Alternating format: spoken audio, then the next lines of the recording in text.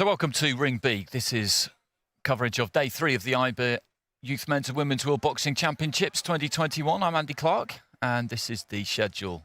Men's flyweights up first of all in this afternoon session. 4 fights there, and then we go into the lightweight category, a division that we have yet to get into in the competition so far. And we've seen some fantastic boxing already over the first couple of days. Some good performances yesterday in both rings. And I look forward to the same this afternoon and then through to this evening as well. That's me. I'm taking care of Ring B. Over in Ring A, you will find my colleague, Ron McIntosh.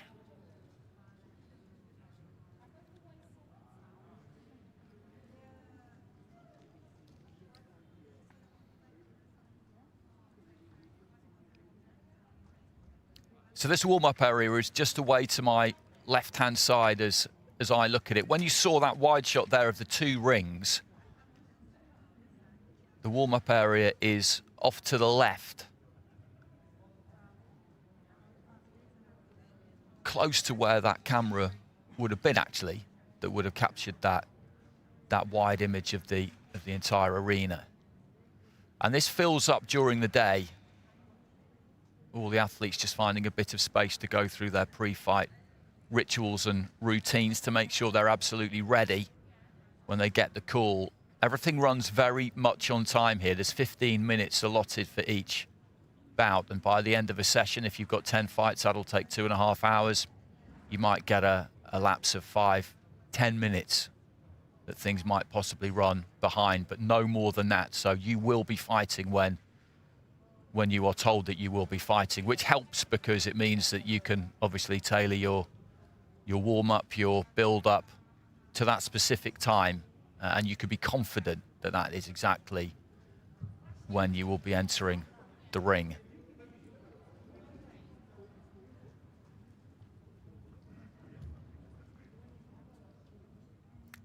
And that's a fighter we'll be seeing quite early on. That's Vikas, who we saw in action yesterday. He beat Yasen Radev of Bulgaria by unanimous decision. That was a big upset. Radev, a 2-time European youth champion. He was unbeaten in youth competition, I think. And Vikas is a non-experienced fighter at all, but he managed to pull off the win, and it was a deserved win. I didn't think there was anything remotely fortunate about it. He earned it, absolutely, all the way through.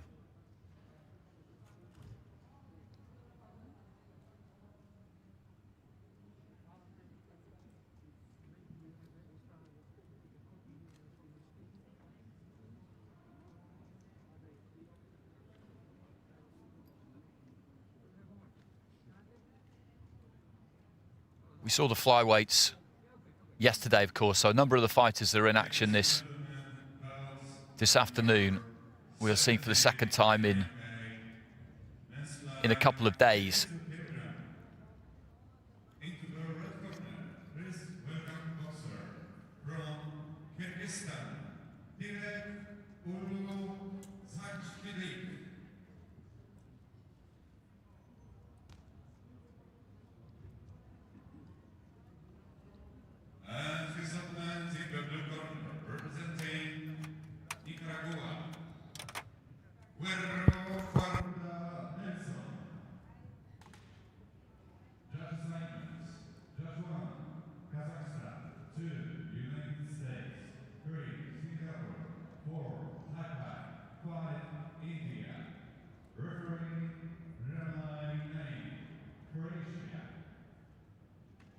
Ladies and gentlemen, bout number 82 in the ring B, 52 kilograms to men.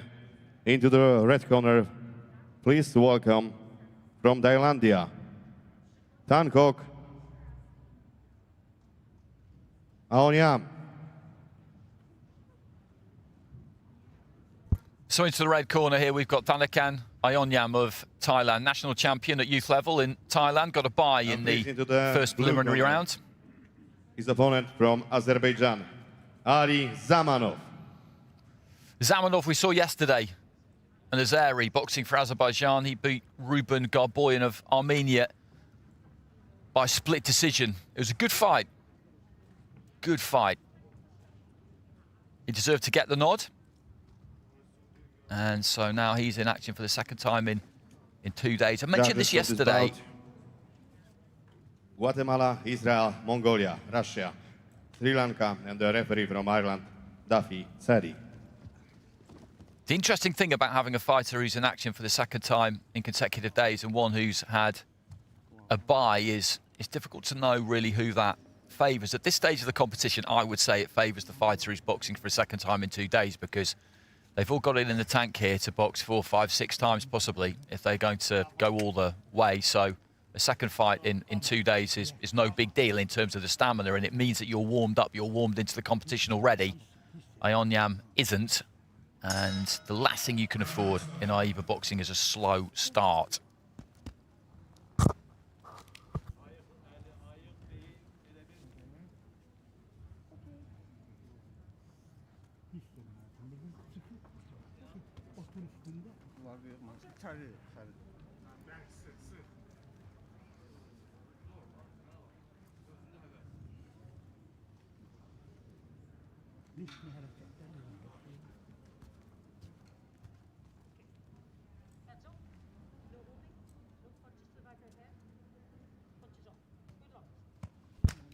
Sadie Duffy in charge of this one, Irish referee. So we've got Zamanov of Azerbaijan in blue, Ayonyam of Thailand in Round red. 1. Zamanov, southpaw, with that nice wide stance, gives him a good base to punch from. Ayonyam looking to score with that right hand, backhand early on. Shapes to throw it again there. Was looking for the body that time, didn't let it go. Zamanov aims a lead right hook.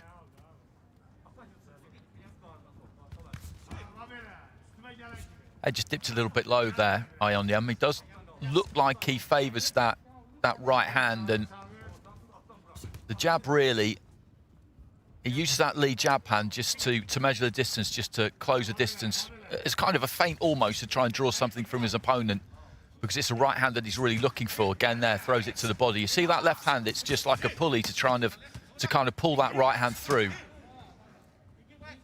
Just sets up the right, that's all it's there for really. Left hand to the body there for Zamanov. Just in and out with the feet there, Ayonyam. Zamanov got close through the left hand, did find the body. Right hand comes back from Ayonyam. Gloves up there for Zamanov. Throws the left hook there, Ayonyam. Again, just leads off with the right hand that time. Looks to keep it on the outside, the Thai fighter, and then spring in to range. Throw 2, 3 punches max, and then get back out. Again there, just twitching, just feinting with that front foot. Reached a bit with the right hand there, Ayonyam, and he did land it, but the left hand came back as well. His feet got stuck a bit. An interesting kind of fight, this, because, as I said, you've got Ayonyam really just keeping it not even on the borderline of range. He's out of range there. He's kind of shaping, posturing, but he's not in range. He can't reach there, nor can Zamanov. And so it's just a question, really, of who's going to try and commit. Double jab there from Zamanov. Zamanov has got to try and use that jab a bit more, I think, and try and catch Ayonyam on the way in, because he knows that it's coming. He knows it's coming. At some point, he is just going to quickly close that gap and look to let his hands go. And the head guard, the chin strap has just come a little bit loose there for Ayonyam. So into the final 30 seconds of round 1. Been quite tight, this. Missed with the left hand there, Zamanov. Right and the left comes in from Ayonyam, but I think both of them were really blocked. Zamanov just caught by right hand as he moves forward himself there. He needs to try and move in behind the jab. When he's coming forward, he needs to try and move in behind the jab, because if he doesn't, then Ayonyam will just let go with that left and right. And again, now that's exactly what I'm talking about. He's looking to close in and throw a left hand there, Zamanov, but he doesn't really set it up with the jab. And Ayonyam just caught him as he was on the front foot.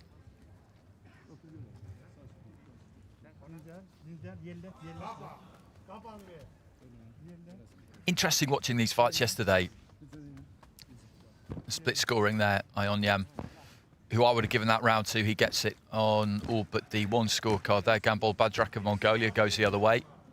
Interesting how many fighters, particularly taller kind of fighters, I saw yesterday who just didn't really look to set anything up with the jab. And that's a good example there too, because he just kind of walks in there, Zamenhof.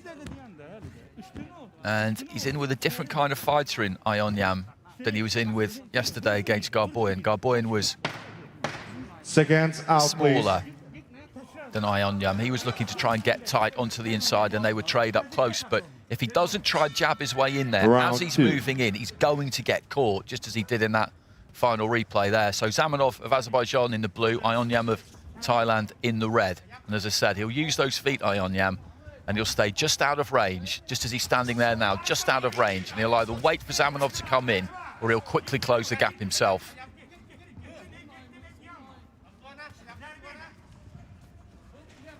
See Zamenhof almost close enough there, but not quite. Then lets the left hand go to the body. Ionyam let his left go as well. And then the Thai fighter just gets on top of him, swarms him a bit.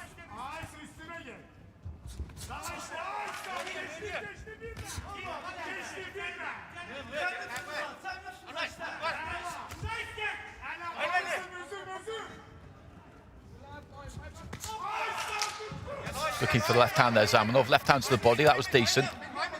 Good defence there from the fighter in blue. Got those gloves up. Did look to try and jab his way in that time and then through the left hand, and that worked better because the jab, even if it doesn't really land, it's more of a distraction for Ionyam. It gives him something to think about rather than just walking in. He's had a better start to the round here, Zamenhof, as we head towards the halfway point of it.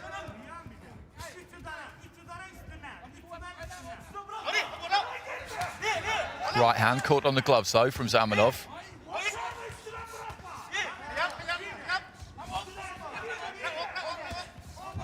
Lead left hand there from Ionyam.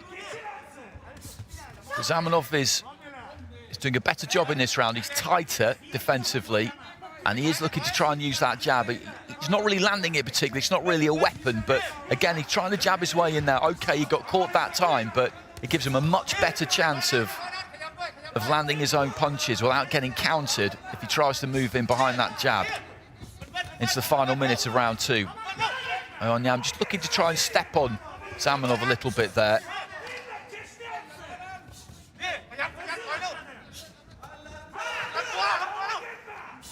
Zamenhof just smiling at Ionyam there. Tries to get onto the inside. Ionyam just dragging his head down a touch. The referee has a quick word about that correctly. Nice combination there though from Ionyam. Final few seconds. It's been a closer round, this one.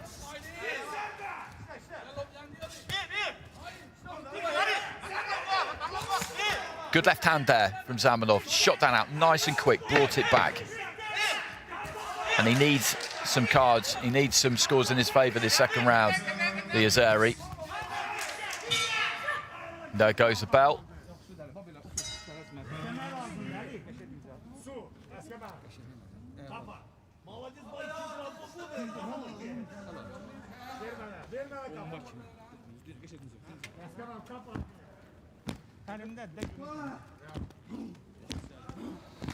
And Zamenhof gets it 10-9 with all of the judges there.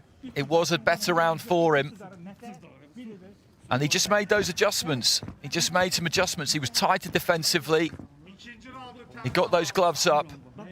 And he found his distance a little bit better. That was a good right hand there in from Ionyam.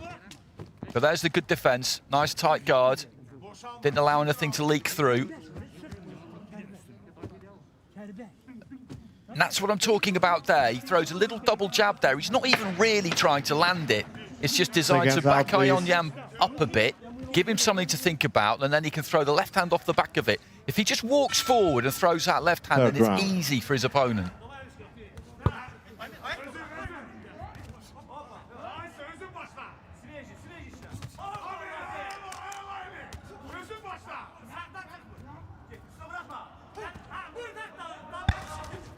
So into the start of the third round, and this very much in the balance. Tanaka Ayonyam of Thailand is in the red. Ali Jabanov of Azerbaijan is in the blue, and he swept the board in that second round. Jamanov, he got one card in the first round. That's a good left hand from Jamanov to the pit of the stomach there. And again, he's keeping things nice and tight. He's got that guard up. He's making himself a more difficult target to hit. Good left hand there, though, from Ayonyam. And a right hand from the Thai fighter as well. And he will know that he has to do better in this third and final round. It's level on 4 cards. And on the other, it's Zamanov with a 2-point advantage. Right hand to the body there from Ayonyam. He's looking just to get a little bit closer. But as he does, Zamanov just catches him a couple of times to the body.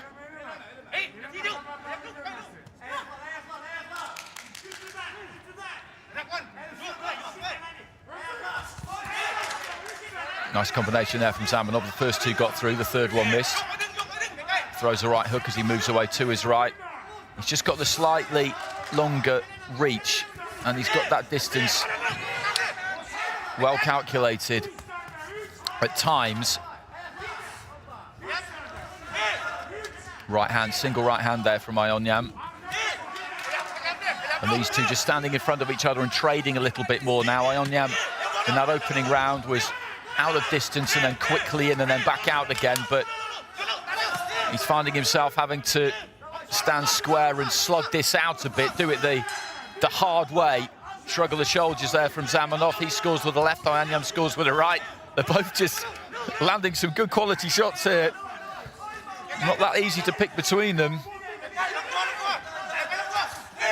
Good right hand there from Ayonyam. It looked like he telegraphed that one a little bit, but he found the angle for it. Into the last 30 seconds, this has been a terrific final round from both of these two. Absolutely in the balance going into round 3, and the corners will know because the corners get the scores just like we do on the live scoring at the end of each round. They've got a monitor in the corner there, and they'll see that score right at the start of the minute in between rounds, so they can structure their advice around that.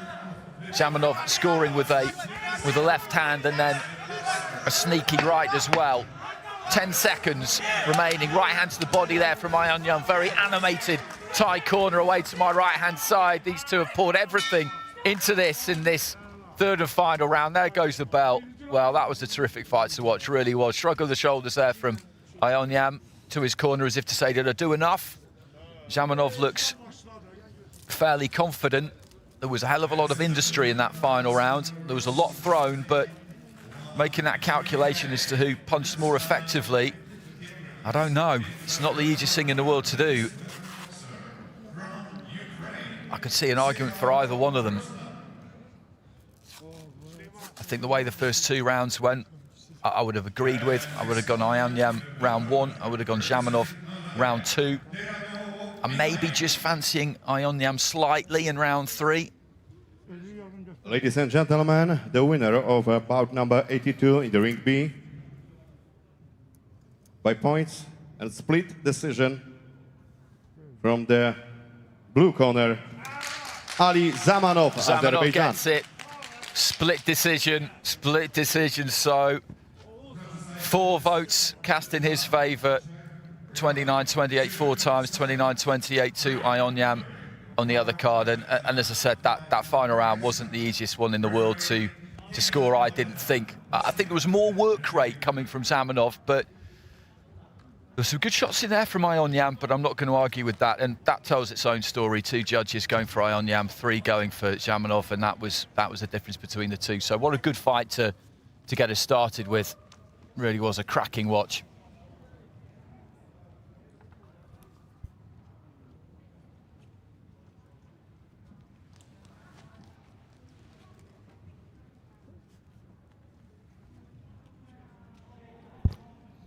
Just really interesting to see Zamanov,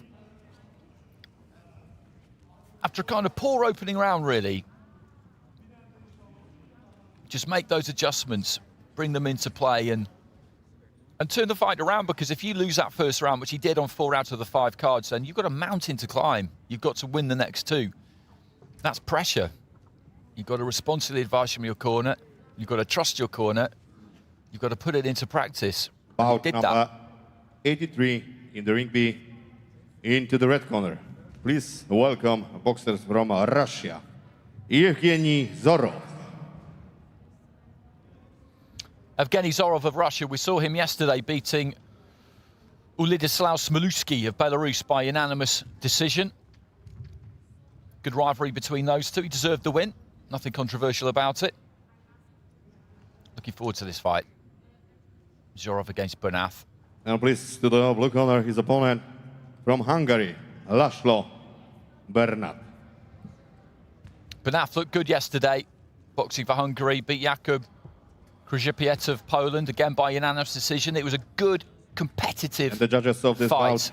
bout, Latvia, Bulgaria, Azerbaijan, Korea, Jordan, and the referee from Israel, Artur But Kurginian.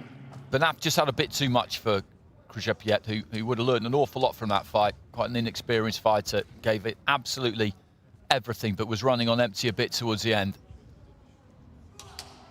You can get a bit of a physical difference between fighters in youth championships. The age range is 17 to 19, and anybody, you don't just have to follow sport to know this, anybody knows that you can get early developers, late developers physically, so a kind of young 17, if you like, physically can be really different from an old 19, if you understand my meaning there.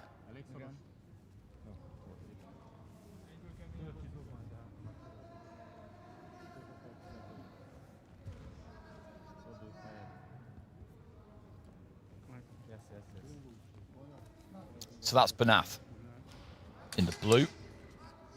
Zorov, Russia, in the red. Men's flyweight division. This for a place in the quarterfinals. We've seen Ali Zamanov take his place just now. And one of these two Round one.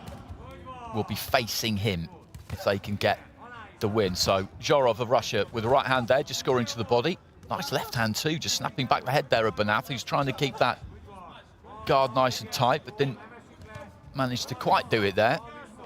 He's got long levers, Banath. Rangy kind of fighter. You look at him and you wonder how he makes 52 kilos, because he's got wide shoulders, he's got pretty solid biceps on him too, but he packs a lot into that 52 kilo frame. Just coming forward there, right to the body. Good body work there from Zorov, but Banath would claim there that he's tucked up effectively, and that didn't really get through. Banath showed us some good movement yesterday. He was just all round a bit too good for Krzypiec. Reaching for the right hand a bit there. Zorov is really going for the body here, which is interesting because it's kind of put Banath into his shell a bit.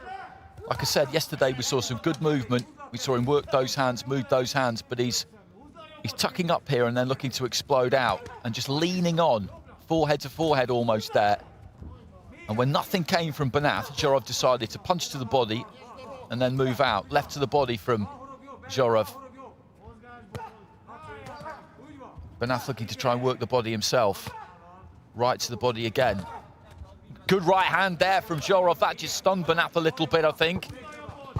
That was a real good, solid shot. And he's having the better of this so far, the Russian. His game plan is working. And Banath is quite static. For the most part, just standing in front of Zorov. And that's not really where he wants to be, because he's got some size on him. He's definitely got some height and reach on him. And we saw him yesterday throw a good array, a good variety of punches. But at the minute, he's in front of Zorov. And really, he's fighting Zorov's kind of fight. Zorov has got decent feet there. He launches a 1-2, Banath, and the Russian was able to just take those feet back out of range. Counters with the right hand there. Good opening round this for the man in red. Just a little double jab working his way in, then right to the body again. And Banath he's allowing Zorov to dictate terms here. It's quite strange to watch given the way that he normally goes about things, but it's Zorov who is calling the tune here. Absolutely. Good jab from the Russian. style-wise, we're just seeing a different kind of fighter to the one we saw yesterday. Laszlo Banath. Every now and again, he launches that big 1-2. Right hand got through the guard there from Jorov. Right and a left as well, and they need to have a word in the corner here because Banath he's just getting picked off. A bit of a grimace on his face as he goes back to that blue corner. The red corner, the Russians, they'll be delighted. That is a big round win. Might even see some 10-8s in there. I wouldn't bet against it. Well, 10-9's all round there for Jorov. 10-8's probably stretching it a bit, but I wouldn't have been shocked if that had happened. AIBA scoring, remember, is about interpreting dominance.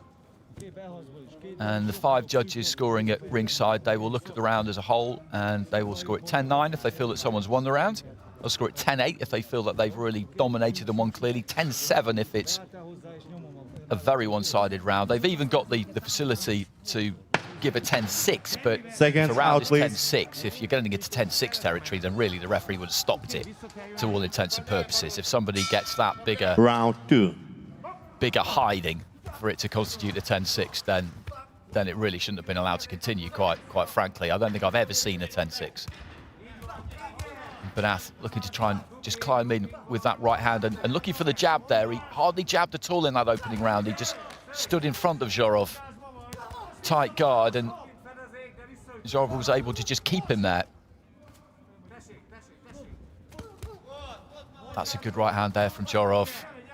He's so comfortable at this kind of range, just standing in the pocket on the borderline of range. That jab from Banath, I don't think quite got there. Leads right in and just cramps Banath for space. He's got to give himself some room, Banath. He's got significant reach advantage. Again, in comes the 1-2. Quite a lot of these are getting blocked by gloves, but Jorov really is able to punch when he wants to punch. He's dictating the pace. Feinted with the jab and then went downstairs. Jorov just pawing with the jab a little bit there. Banath, I would really like to see him just take his feet out just a bit and just jab, just snap that jab, throw that 1-2, but it's easier said than done. Jorov, as he demonstrates there, has got good feet. Short with the jab, right hand there, Banath, and that, I think, is part of the problem. Finding the distance here for him has been very, very hard. Boxing is all about distance, really. If you control the distance, then you control the fight, because the distance the fight is fought at determines what kind of a fight it is. And if you're the one who's bossing that scenario, then you're in charge, because you are making it your fight.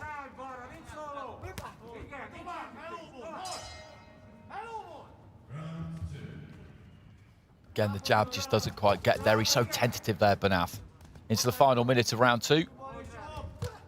Nice right to the body. Good right hand there from Banath, but then he gets one back from Jorov.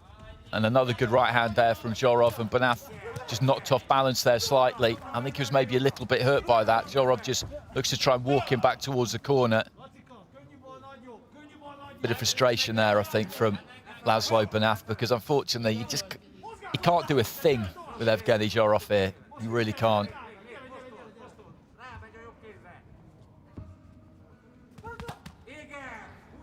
Does land the right hand there, though, Banath, as Jorov for once was a little bit slow making his exit. But he's crunched Banath with some solid right hands here, and Banath has taken them. The referee could have jumped in for a standing count a couple of times here, I think, but has decided not to.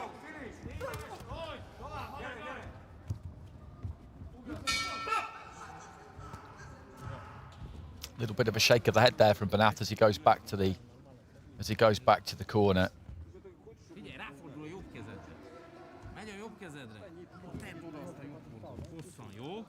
He looks a good fighter, Jorov. Maybe didn't quite hit his groove yesterday against Garboyan, but got the win. 10-9s across the board, so he's got clear water then between him and Laszlo Banath, who is going to have to do something pretty epic in this final round if he's to turn this around.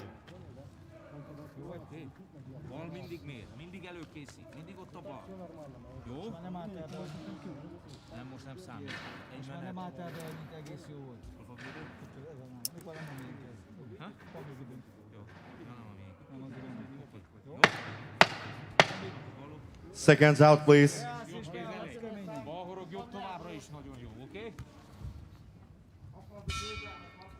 Third round. So third and final round, and Banath of Hungary in the blue there just ditches himself straight into a right hand, but was made to fall a little bit short, and Zhorov picked him off. He's going to have to be aggressive in this final round, Banath, which could spell trouble for him, to be honest, because Zhorov has had an answer for everything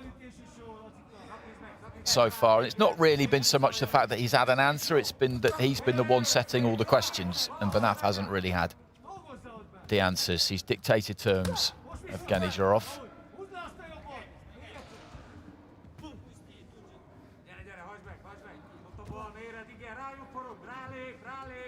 He hasn't really boxed in this fight, Banath, like a fighter who believed that he could win. The way he came out, just tucking up, very much tucking up, right from the start, just allowed Zhorov to set the tempo. And once that happens, it can be very, very difficult to disrupt it, particularly in a 3-round fight. Nice jab from Zhorov, who will know that he's 2 rounds in front, and he'll want to win this final round, of course, but he knows that to all intents and purposes, this job is all but done.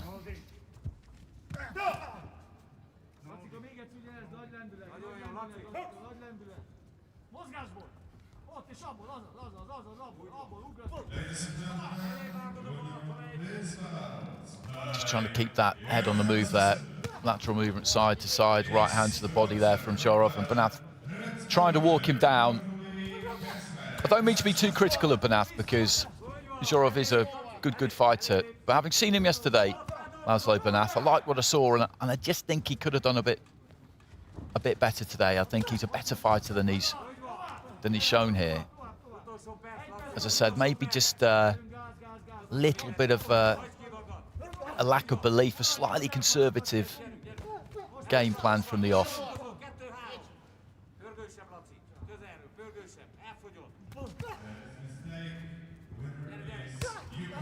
Right to the body from Zhorov.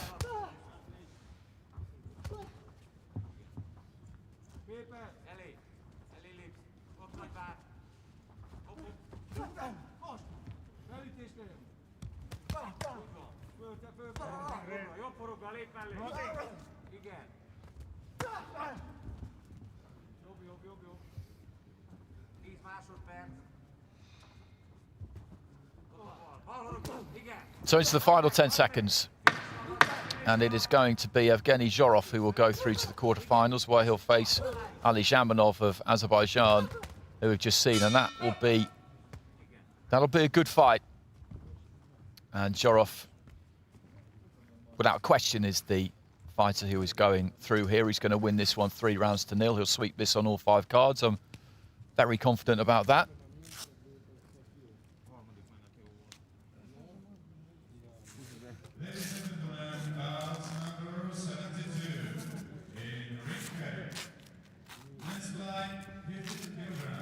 That highlight there just shows the problems that Banath had all the way through. He's tucking up, he's trying to keep that guard tight. He can't really see too much when you've got those hands up as high and tight as he has, and he was just kind of shuffling forward, walking in. And that was just a sight for sore eyes for Evgeny Zhorov, because he would just tee off on him and find the gaps.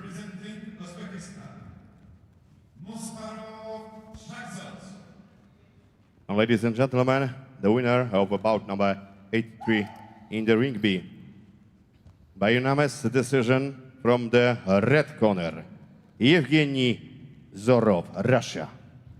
Evgeny Zhorov goes through. Well, the Jordanian judge gave the final round to Banath there, but as I said, it was never in doubt.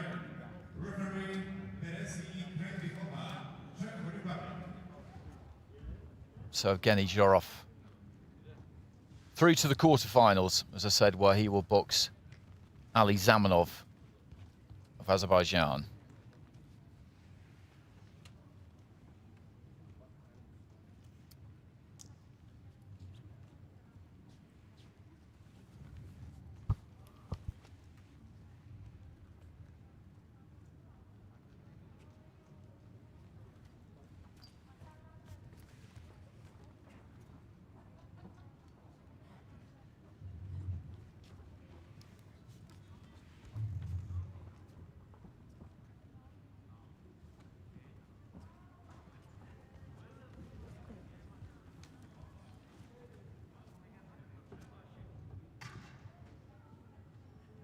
bout number 84 in the ring B, 52 kilograms men's. Please into the red corner from India, Vikas. So massive win for Vikas of India yesterday, beat Yasen Radev of Bulgaria. Radev, a two-time European youth champion. And I believe yesterday was his first defeat in youth competition. From Mongolia, Sukbat and Zorgit. So that was a huge win for Vikas, and he deserved it. He deserved to get the nod. From Mongolia in the blue corner, Sukbat Engzorit, who beat Francesco Messineo of Italy by unanimous decision. Again, that was absolutely warranted. And this is going to be an interesting fight. Vikas is a come-forward kind of a fighter, as Messineo was in style too. And Engzorit found the answer yesterday. The judges of this bout: Ireland, Guatemala, Uzbekistan, Poland, Armenia, and the referee from Slovakia, Radoslav Simon.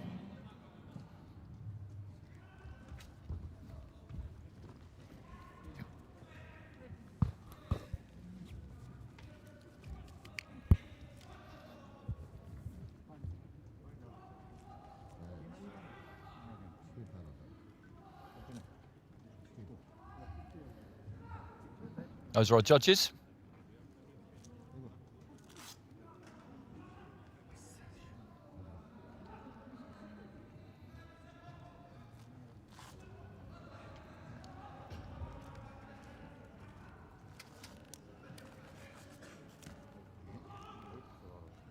India have brought the full complement, actually, 20 fighters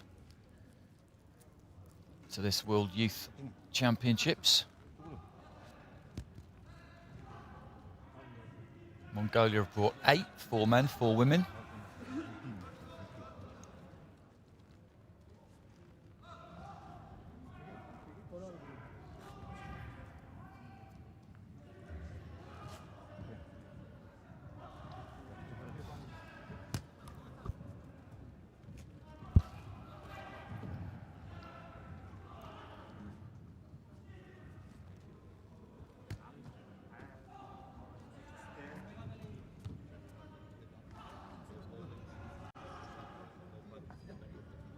Radoslav Simon of Slovakia. The man in the middle, Vikas of India in the red. Engzorit of Mongolia in the blue. Both of these boxed yesterday, so this a second bout in consecutive days for this pair. Vikas, orthodox fighter. Engzorit, southpaw. As I said, Vikas is more of the come-forward fighter. He will look to close that gap, use that high guard, get up close, into range, and throw. Engzorit is a bit more in and out. You look at those southpaw feet, that southpaw stance. But that's a good left hand on the inside there from Vikas. Vikas is going to force this. He's going to really push this. He's not going to allow Engzorit just to stand on the borderline of range and just come in and out with those feet. Looking to lead off with the right hand there, Vikas. Then a little left on the inside. Got that guard up. He looks a little bit ungainly at times, the Indian fighter, but the head guard isn't quite secure there. The chin strap has just slipped up over the chin and kind of onto the bottom of the face. I've got to make sure that that's protecting him first of all, and also that it's comfortable. But a good start to the fight. Engzorit looking to try and throw that combination and then take those feet back. That's what he'll do if Vikas allows him to do it. Vikas steps in and throws the right hand himself there. Right to the body there from Vikas. Engzorit just hits the gloves with the 1-2, then gets a little bit closer. That chin strap's still not quite right there for the Mongolian. They need to sort that out. Short with the right hand there, Vikas, and that's what Engzorit will be looking to try and make happen. He knows that Vikas is going to come for him. If they stand off, then he knows that sooner or later the Indian fighter is going to come for him. When that happens, if he can just take half a step back, make him fall short, and then counter, then he can win this fight that way. Yeah, they're going to go back to the corner and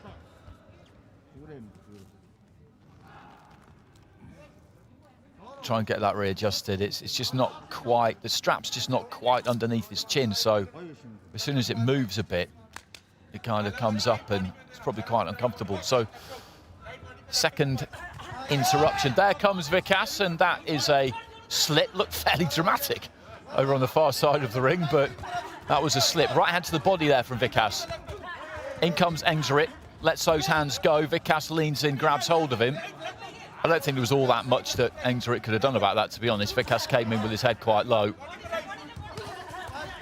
On the inside, Engzerit, I think, got the better of that exchange just about into the final minute of round one. Not that easy around to score this, because on the inside, Vikas lands a left hand there. When they get up close, they're just throwing blizzards of punches and working out what has landed and what hasn't. Can be a bit tricky. Left hand to the body there from Engzerit. Right to the body there from Vikas. Decent scoring shot. Engzerit letting his hands go, but then catches a jab high on the forehead. If he stands in front of Vikas for any length of time, Engzerit, then something is always going to come back. Shake with the left hand, fell short, and Vikas comes back with his right.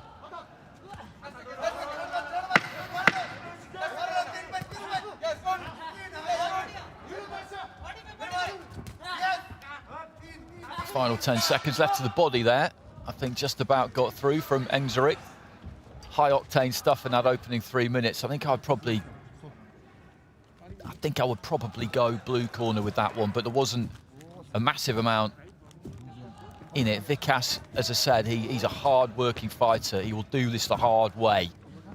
And, well, we've got split scoring there. 10-9s, 4 10-9s for Vikas, 1 10-9 for Engzerit. As I said, it was tight. It was a tight round.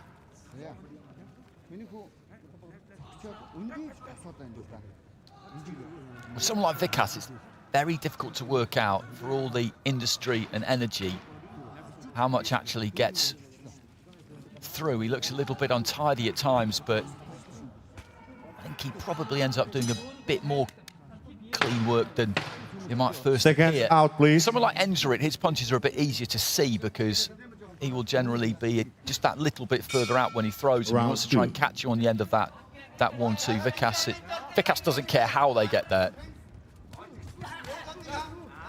Steps in and manages to reach with a left followed by right there, Vikas. Just tapping with the jab there, Engzerit, then times Vikas nicely with the left hand as he comes forward. I think Engzerit needs to try and make Vikas turn a little bit more. Just keep him moving, keep him turning. If you're going to stand in front of him, or if you're just going to pull out and pull back, then he can stay on you. Good left hand there from Engzerit. Nice uppercut as Vikas came in. Then just using those hands, popping those hands off, but landed on gloves. Then the left hand again from the Mongolian. Vikas again just looking to try and wade forward there. Looking for the right hand, doesn't really manage to land it, but he's very persistent. Does land a right hand eventually.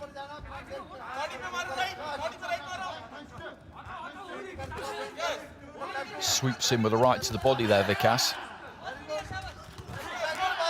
The volley of punches came in from Engzerit, nothing really on them, but they did score. Left hand from Engzerit, and then takes his feet back, manages to catch Vikas on the counter. Throws that single left hand there, Engzerit, and just holds his feet, and that's not what he wants to be doing against somebody like Vikas, because, as I said, if he stands in front of him for any length of time, then he's leaving himself open, really, because the Indian fighter will just get on top of him, and he will land something. If he can throw those punches and just spin off to the side, Engzerit, pivot around that front foot, he's going to make things a lot more difficult for Vikas, but at the minute, he doesn't really look like he's prepared to do that. He comes in and out in straight lines, mainly. Left hand there from Engzerit was a good shot, but Vikas doesn't blink, comes forward, lands his own right.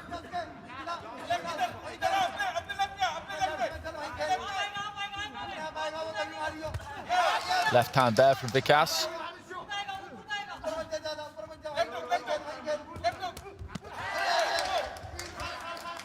2 or 3 of those landed on the gloves and the left hand to the body.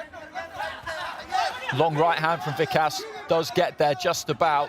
He can be quite deceptive like that. He really steps in. It doesn't look like he's going to be able to reach. And then he does into the final minute, deep into the final minute now of round 2. Vikas with the advantage from round 1, remember. Engzarek with a nice left hand. Vikas he's always got an answer.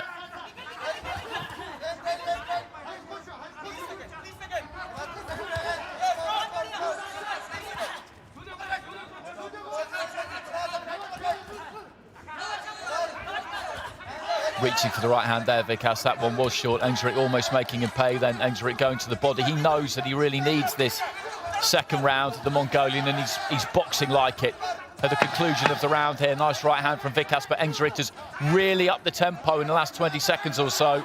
That tells you something in itself. He feels that the round is tight and he knows he needs his second round. There goes the bell, and the scoring of that one's going to be crucial. Absolutely crucial.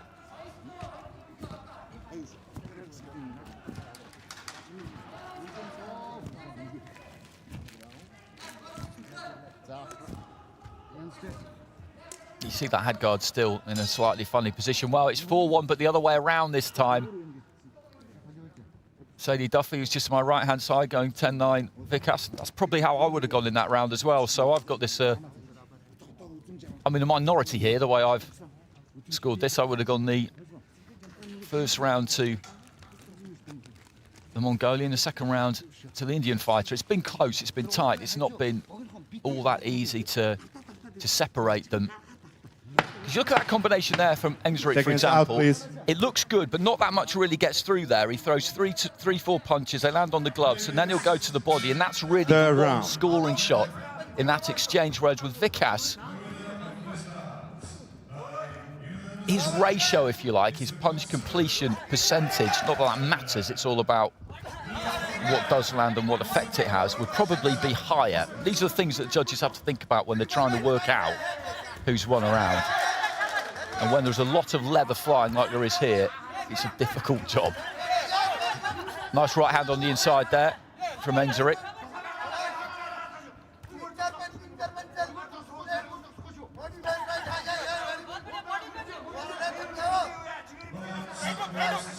So it's all up for grabs, this third and final round. Vikas of India in the blue, Engzarek of Mongolia. Vikas of India rather in the red, Engzarek of Mongolia in the blue, and the referee just warning Engzarek about keeping the head up. What neither one of these can afford in this closing round is to lose a point. We've seen quite a lot of points go in Ring B over the first couple of days. I believe very, very few in Ring A, but we've seen plenty of point deductions in Ring B. And sometimes the referees don't really give any particular warning. It's at their discretion, they don't have to. Good left hand there from Vikas. But in a 3-round fight, a tight 3-round fight, a point deduction can be absolutely fatal. Heading towards the midway point of the round, Vikas committing to the attack as he always does. Left to the body there from Engzarek. And then they just come in close and nobody's really got enough room to get anything done.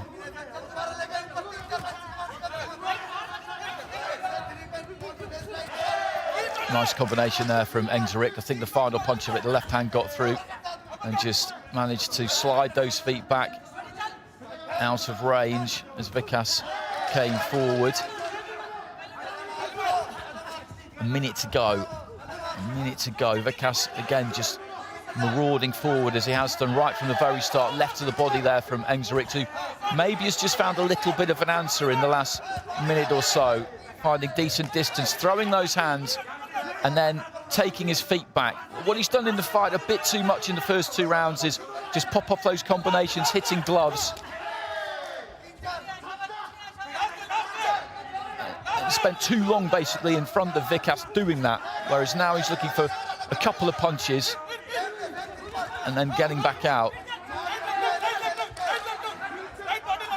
Vikas with a kind of smearing right hand as he came forward there into the final 20 seconds. Vikas aiming a left, aiming a right. Didn't manage to land. Single left hand there from Engzarek. Left hand got through, I think, to the chest there too. Well, Bell's going to go any time now. Good fight. Good fight. They both claimed victory at the end there. The Mongolian corner seemed quite confident. The Indian corner seemed quite confident as well. And it's going to come down to the scoring of that final round. Long right hand there on the replay from Vikas landed. I just thought towards the end there that Enskeric maybe got to grips with things a little bit better. He wasn't getting caught quite as much. Was looking more for single shots, two-punch combinations. I would probably go his way with that final one. But this has been a tight fight all the way through. I don't think anybody could really argue too much if either one of these gets this.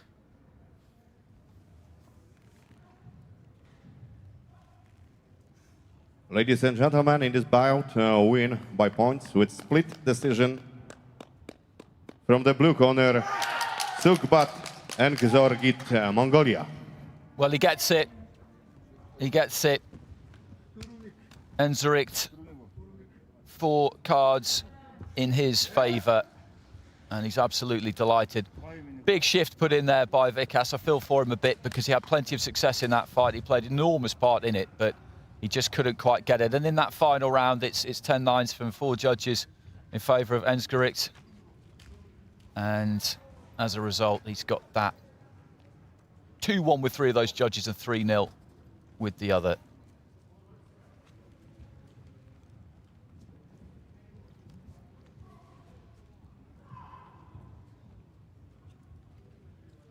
And in that final round, as I was saying, I think he just got to grips with Vikas a bit better. The opening 2 rounds, he was in range a bit too much because he was tip-tapping upstairs, hitting the guard, and then looking to finish with the 4th or 5th punch of the combination sometimes as being the one he was looking to score with. And that's fine, but it just meant that he was spending too long in the pocket, really, because Vikas is always going to get on top of you at some point, whereas more in that final round, what he was looking to do was... Ladies and gentlemen, about number 85 in the ring B. Take his feet in, throw a couple of punches, and then get back out. Please, into the red corner from Turkey, Cezade Saymaz. Cezade Saymaz of Turkey, emerging from the archway there, boxing in the red. We saw him yesterday with a good win against Haifa Eshish of Jordan. Eshish was very, very aggressive, and Saymaz, the blue corner, his opponent dealt with him well. From España, Juan Pontoya Moreno. And the Spanish fighter Juan Pantoja Moreno, who wasn't in action, he got a bye.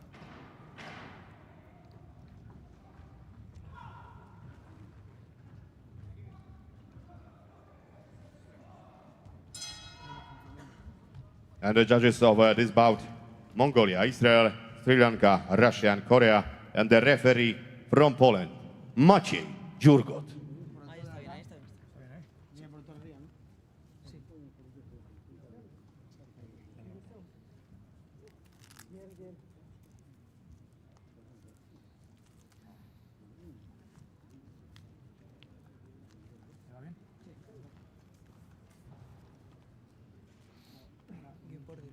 Mongolia, Israel, Sri Lanka, Russia, Korea. Our judges in attendance. 5 scoring judges at ringside, all using the 10-point must system. That's been the way with AIBA boxing since just before the men's seniors world championships in Kazakhstan in 2013. The head guards came off for the seniors, for the men then as well. So that was quite a major change. I think the change in scoring was a really big thing to go from computer scoring to the 10-point must. The headlines really were written about the head guards, but in terms of changing the nature of AIBA boxing stylistically, I think it was much more the alteration to the scoring methods, which was more significant. I think it's made it a much better spectacle myself. You see more inside fighting. You don't see quite so much Round 1. fencing, if you like. So, Saymaz of Turkey in the red, and Pantoja Moreno of Spain in the blue.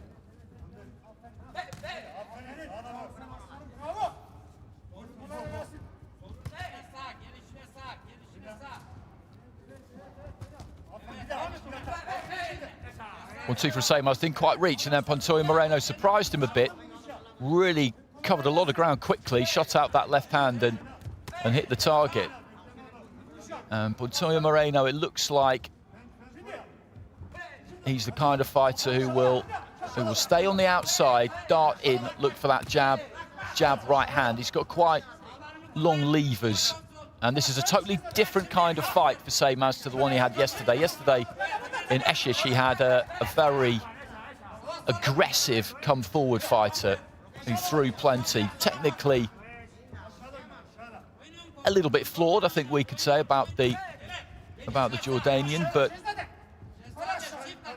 this is an altogether different kind of challenge. Good example of it there. Pantoja Moreno's way out there, then just steps in, throws the jab right hand. None of them really got through, and then the Samos looks to jab, just slides back.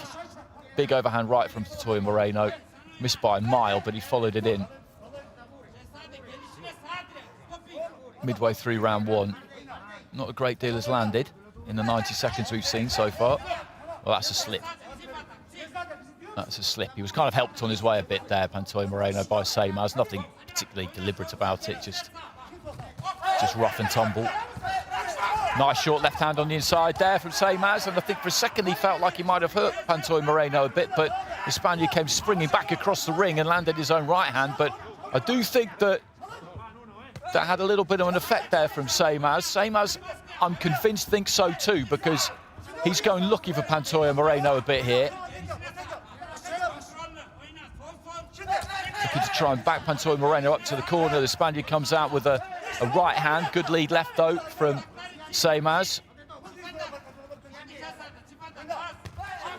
Stiff left there, too, from the Turk. Good feet just to disappear out of range as Pantoja Moreno came steaming forward. Good second half of the round for Samos, this. Looking for the overhand right there, Pantoja Moreno. Right hand from Samos was kind of round the back of the head. Don't think there's anything wrong with that. He hadn't called break there, the referee. Samos again, just trying to hunt Pantoja Moreno down towards the end of the round. And it's been the Turk in the second half of that round who was taking the centre of the ring and who looked like he was the boss, really. And I do think that punch that landed about midway through, Samos, I think, was convinced that had an impact. I thought so myself, and the way he kind of went after him after that did suggest that could be the case. But the judges have gone, well, 4 have gone in favour of Pantoja Moreno there, and Sergei Krutasov has gone in favour of Samos. It was a pretty close round. It was a pretty close round, but I thought the Turkish fighter probably did enough there.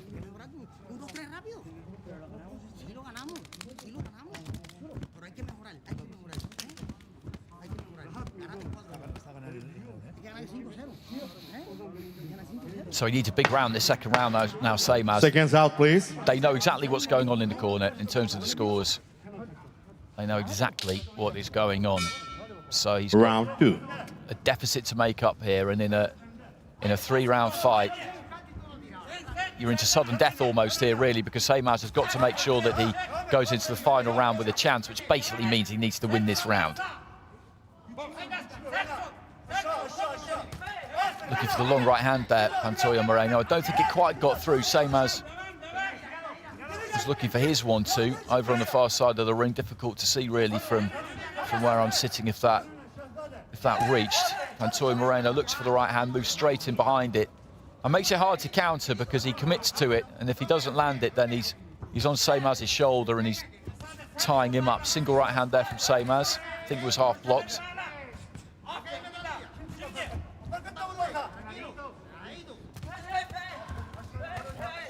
That's a decent couple of punches there from Pantoja Moreno. He is quite awkward, quite ungainly, difficult to get to grips with.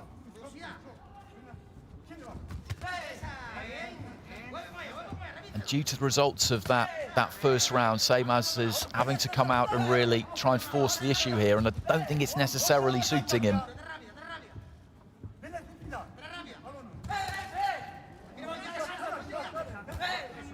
Looking for the jab there, Pantoja Moreno. Could do with using that a bit more because he's got the tools for it, certainly.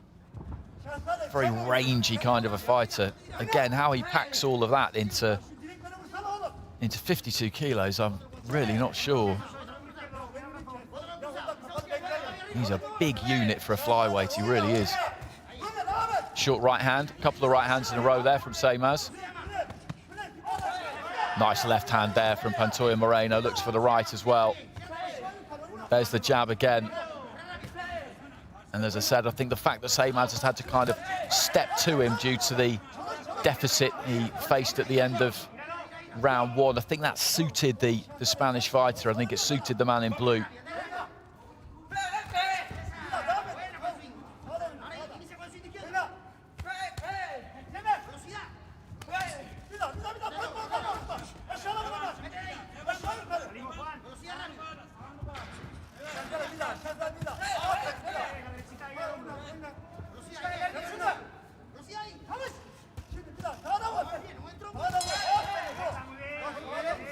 Long right hand there from Pantoja Moreno. Seymaz looking to try and reply in kind.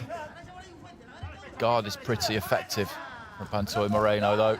Doesn't really punch to the body, Seymaz. Everything's the head. There are some gaps to the body there, maybe, for Pantoja Moreno. You look at where he's got those gloves. He's got them right up around the head, and there is quite a lot of exposed rib cage there. And he holds up his right glove there, Seymaz, blowing a little bit as he goes back to the corner. He certainly made the running in that round. That can count with some judges sometimes. Some judges prefer the fighter who's on the front foot. Really what it's all about is who lands what. That's really all that matters. And split scoring again there. Pantoja Moreno gets it with the same 4 judges, and Sergey Krutosov again has gone for Seymaz. So a two-point margin now for Pantoja Moreno. And 4 cards going into the third and final round. So Seymaz here has got it all to do.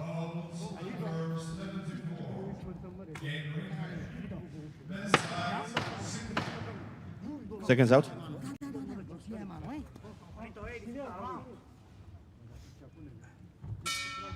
Third round.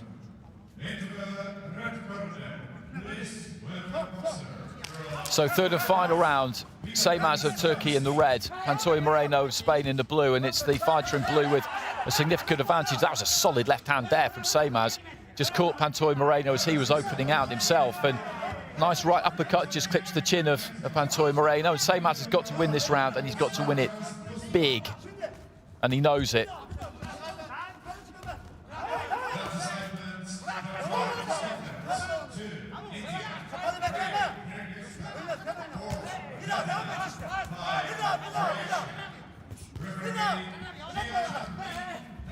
Good start to the round here for Seymaz. I think they're both holding there, really. Left hand there from Seymaz.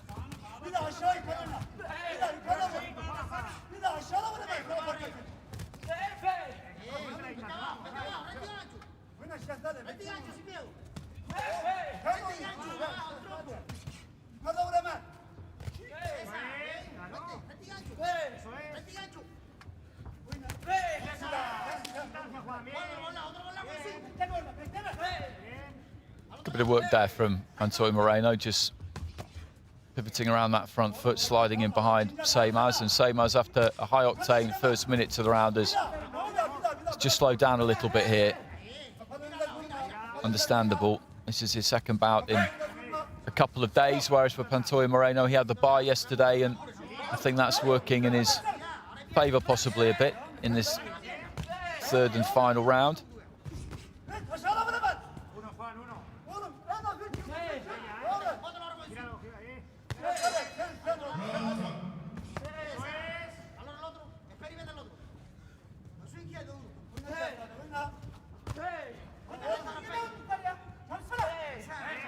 Right hand from distance there from Pantoja Moreno.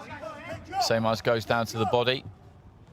Pantoja Moreno is just using that outside of the ring, working that clock face, as he's done pretty much all of the fight. First round, he stepped to the centre a bit more. This final round, I would say he's giving this final round away because he's thrown plenty, but there's not as much urgency about him in round 3 as there was in rounds 1 and 2. I was quite interested to know whether the coaches tell the fighter the state of play. They know, of course.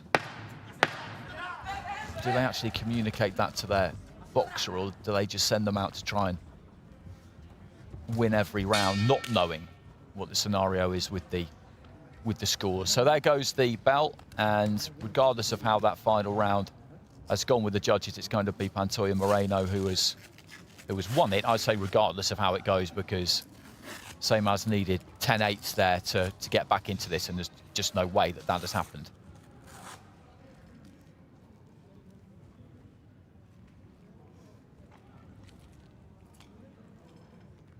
And so the Spaniard will progress to the quarterfinals, where he will face Sukbat Enzerikt, who we saw in that really good fight against Vikas.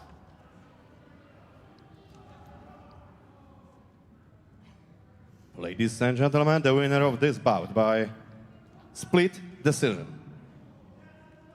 From the blue corner, Juan Pantoja Moreno, España. So Pantoja Moreno gets his split decision. That'll be 4-1, and confirmation of that there. So 3 rounds to 0 in favour of Seymaz from Sergei Krutostov, the Russian judge. He preferred his work over the course of the 3 rounds. I was in agreement with him in round 1. They were all pretty tight. I thought split scoring in round 3 there, that really does tell the story. When you've got 5 judges, 3 of whom find one way, 2 of whom find another, you know that it's close. So Pantoja Moreno goes through, and that's us finished with the flyweights for today.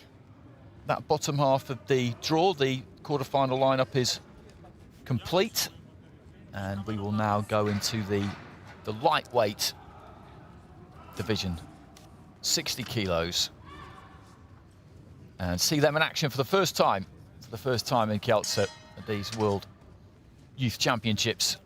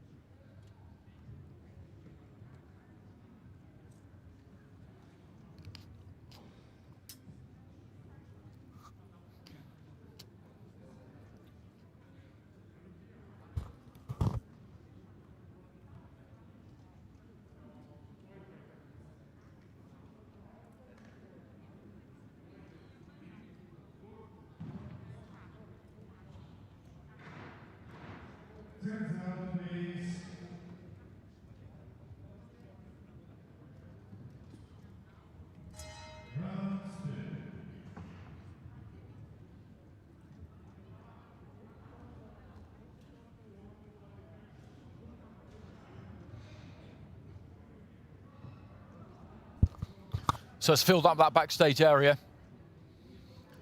That is Artur Solovyov of Moldova. We'll see him in a bit against Askat Kultev of Kyrgyzstan. In the ring B, 60 kilogram men's. Please into the red corner from Lithuania, Maxims Golubovskis.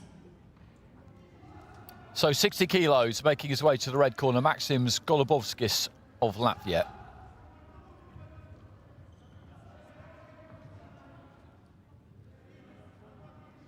And his opponent in the blue corner.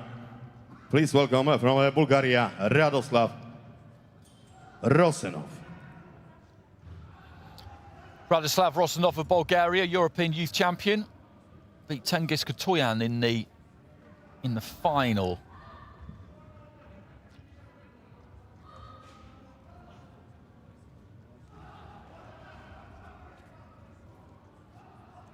And the judges of this bout: Slovakia, Azerbaijan, Uzbekistan, Guatemala, and Jordan. And the referee from Russia, Mr. Sergei Krutasov. I mentioned that win against Tengiz Katoyan for Rozanov because Katoyan is also here and he will box in a few fights' time, the Russian fighter.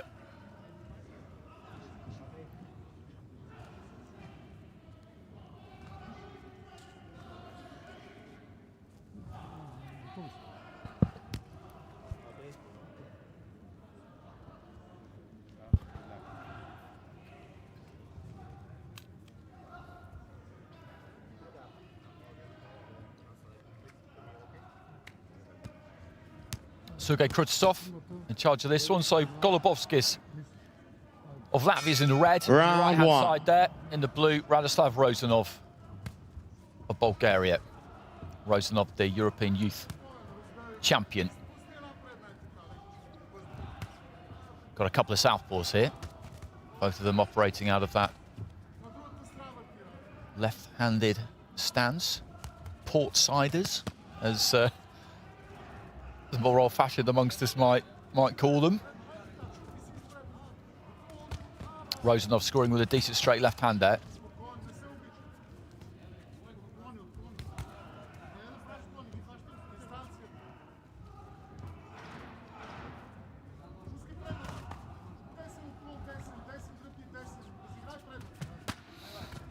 Decent bit of body work there from Rozanov, but Golubovskis got one away to the head, which just took Rozanov slightly off balance. Exchange on the inside. Rozanov, though, finishes with a left to the body. These two just circling around each other, centre ring. Good jab from Rozanov. Throws that left hand, kind of arcing left hand, not quite over the top, but it just sees him tilt to his right-hand side, and then he looked to try and finish with a kind of right uppercut screw shot.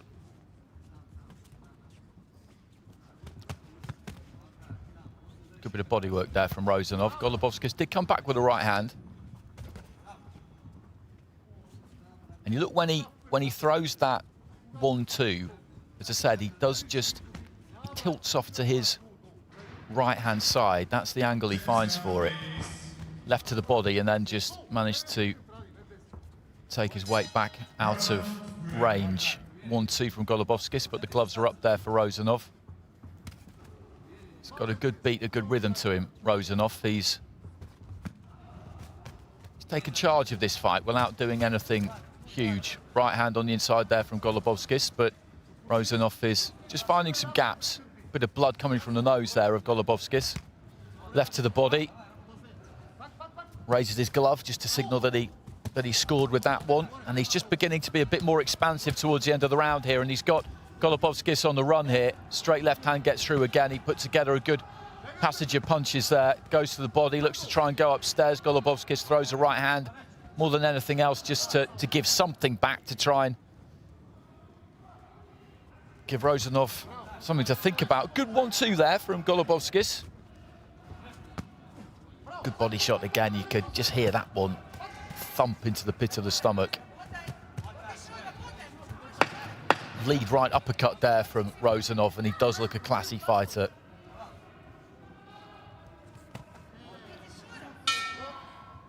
Bell goes at the end of the round, and that was a comprehensive round for our European youth champion there from Bulgaria in the blue, Radoslav Rozanov. Showed us some good variety, going to the body quite regularly, putting that work in. And landed some good crunching straight lefts as well, and 3 10-8s there. And I wouldn't argue with that, as I've been saying over the course of the last few days. Judges at ringside here, they're looking to interpret dominance. And whereas in professional boxing, you'll basically never see a 10-8 without a knockdown, or hardly ever. In AIBA boxing, judges are encouraged to, as I say, interpret that dominance. And if you feel a fighter has been dominant in the round, particularly dominant, and Rozanov was in that round, then you give the 10-8. Seconds out, please. It gives more balance, more weight to Round 2. to the distance by which you've won a round. Lead right hand there from Rozanov. just wonder will he look to really put his foot down. Golubovskis he's organised enough. He looks fairly compact, but I don't think he's really capable of causing Rozanov any problems here. And there's that kind of left hand that he throws over the top. And when he finishes throwing that, he's in the perfect position to come back with that kind of right screw shot uppercut that I talked about earlier on. Does it again there.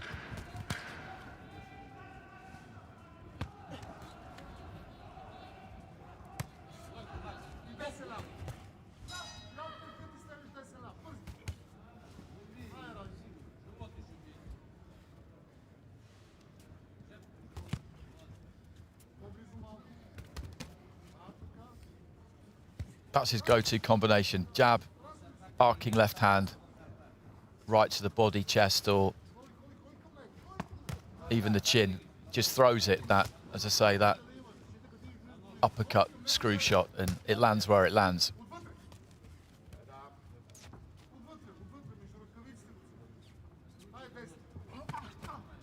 Doubling up there, right to the body, then goes up to the head.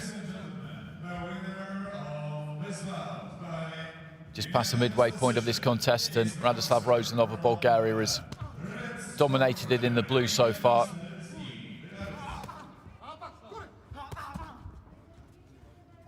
It's just difficult for Golubovskis to get any punches off, because when he does open up, he gets caught, and it's a terrible position to find yourself in, really, because you do want to throw as a fighter. You want to try and be aggressive, but every time he takes that chance and looks to try and land himself, he leaves gaps, and Rozanov exploits them. Good example there. He's exploded out of his shell there, Golubovskis, trying to throw that left hand. Really didn't do a lot wrong there at all, and got caught by a couple.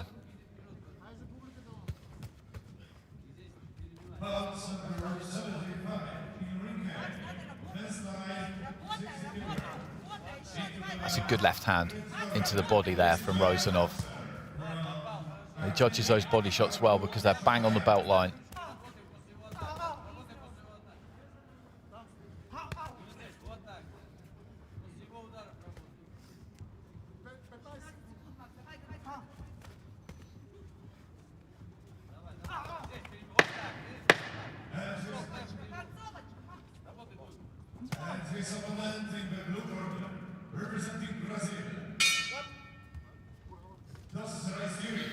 That's another Rozanov round.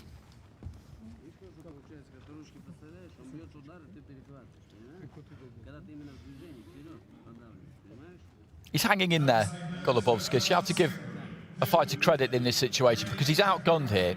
He's up in against the European youth champion, very high quality of fighter, and he's doing what he can. 10-8 across the board there for Rozanov. I didn't think that round was as dominant as the first for him, actually, but I'm splitting hairs because he's completely in charge of this fight. But as I say, if you're Golubovskis, then you want to get through this next round. He will be a much better fighter for this fight, painful though it might be at the moment. Seconds out, please.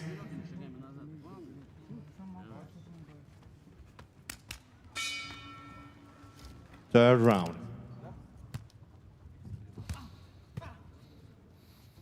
Radoslav Rozanov in the blue. Well clear in this one after 2 rounds against Maxims Golubovskis of Latvia. He was expected to win this fight, Rozanov. There's no two ways about that, and he has gone on to win this fight. We do see some upsets. We did see some upsets yesterday. Vikas's win against Yasev was certainly in that category. And the referee just having a quick word with Rozanov there about a little use of the forearm there, just pushing off with the forearm.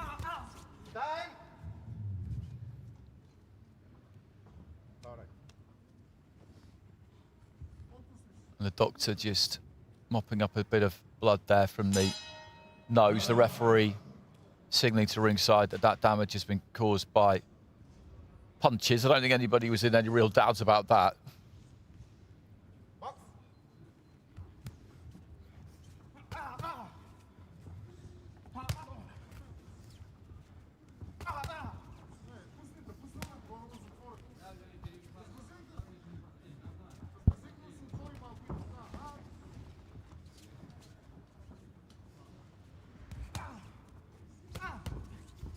Blood still coming from the nose there. These are hard shots, solid shots. You can hear that, you can see that when they land. And Golubovskis, as I said, has stayed disciplined. He's trying to keep that guard intact, but the punches just snap through that guard there. Half ricocheted sometimes, but there's still an impact, a fairly serious impact. He's getting beaten up here, Golubovskis, and there's still quite a long way to go in round 3. I wouldn't mind if the referee just stopped this, because he's shown us plenty of courage. The man in red, plenty of it. I'm not sure if he really needs to show us too much more. You look at his face there, there's quite a lot of damage. And they're going to wash off the gum shield and put it back in, so he's going to go back out there, and credit to him. Actually, the referee has stopped it. The referee has stopped it, and that's the right thing to do. That was the right thing to do, because you look at Golubovskis there, and he is not lacking in minerals, absolutely not. He hung in there for, what, 7.5, 8 minutes against a really, really good fighter, a much better fighter than he's probably ever been in with before. He took some fairly heavy artillery, and at no point did he look like he was looking for a way out, at no point. But he is a good fighter, Radislav Rozanov, really is. A lot of variety, some real snap on those punches, and he's doing some damage there. So good call by the referee.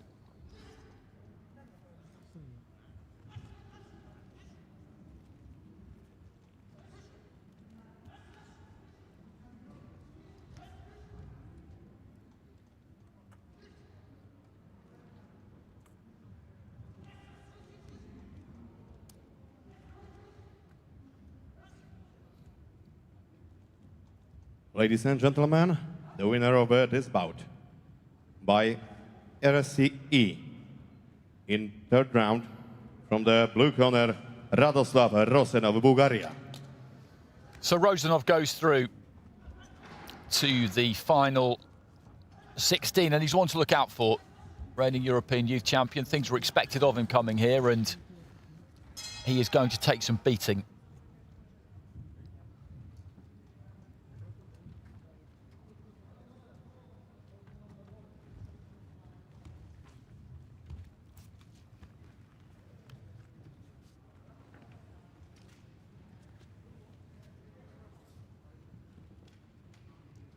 That bodywork is pretty brutal at times.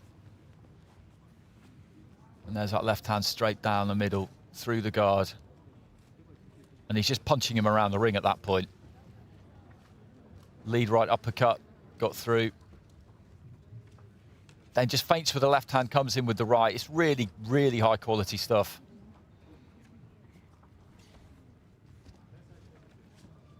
Right to the body, up to the head. Signature kind of Mike Tyson move from back in the day.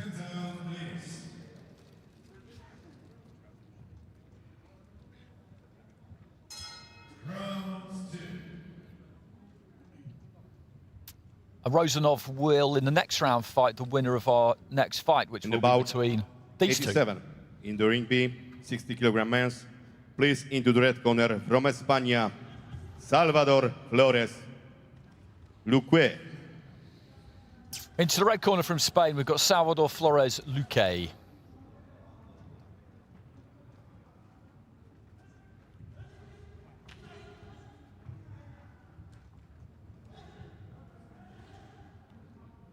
And please into the blue corner, his opponent from Serbia, Semi Salcic.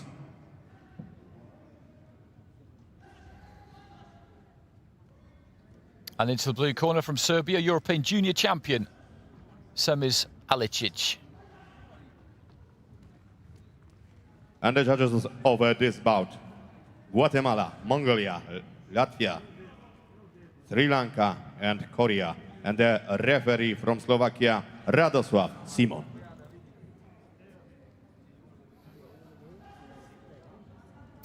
Spain got Pantoy Moreno through earlier in this session in Ring B. Serbia have sent a 4-man team. They are all men as well. Saw Omar Ametovic yesterday at Light Fly. He looked good. He looked good.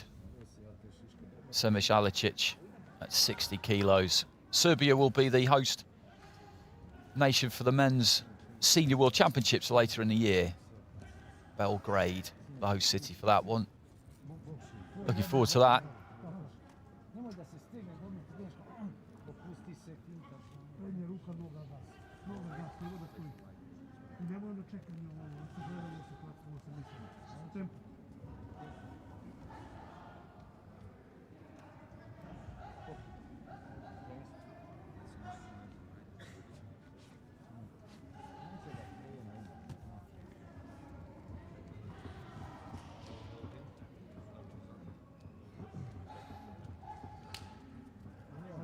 Touch of gloves between the two.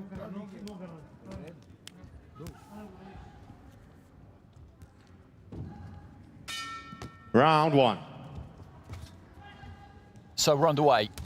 This in the lightweight division. Salvador Flores Luque of Spain in the red, Semij Alicic of Serbia in the blue. And we've got two southpaws again here, and different statures. Flores Luque, the shorter,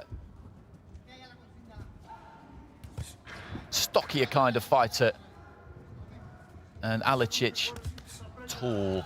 He's got that height and that reach. Be interesting to see if he uses that. If he uses that jab, if he manages to keep it on the outside. Big bombing overhand left there from Flores Luque. That was a decent shot. He looks for it again. Didn't quite manage to land it that time. He's made a quick start here, Flores Luque.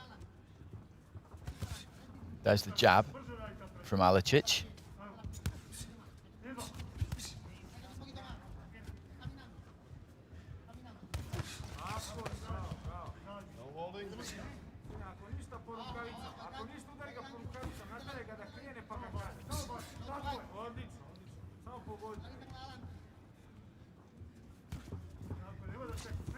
Looking to jab his way in that time, Flores Luque followed it in, looking for the left hand.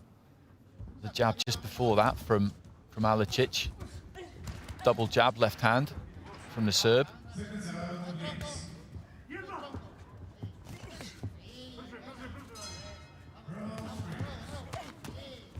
Left hand from Flores Luque was kind of round the side of the head there. And that's what the referee's saying to him. When you throw those kinds of hooks or those sort of sweeping shots, then it's quite likely to land with the inside of the glove, because it's not really a hook. To throw a hook, you need to get that bend in the arm, that 90-degree bend, pick up that elbow, and that will ensure really that you land with the knuckles rather than the inside part of the glove. And there was a left hand there again from Flores Luque that moved Alicic. Needs to get a bit more snap on that jab, I think, Alicic, because at the minute it's not really discouraging Flores Luque all that much. He's looking to just walk through it, really.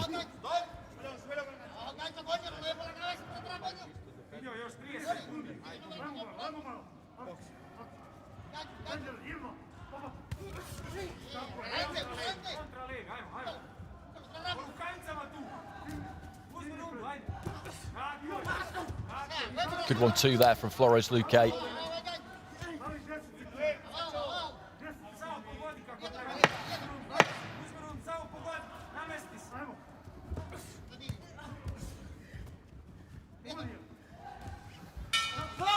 There goes a bell at the end of round one.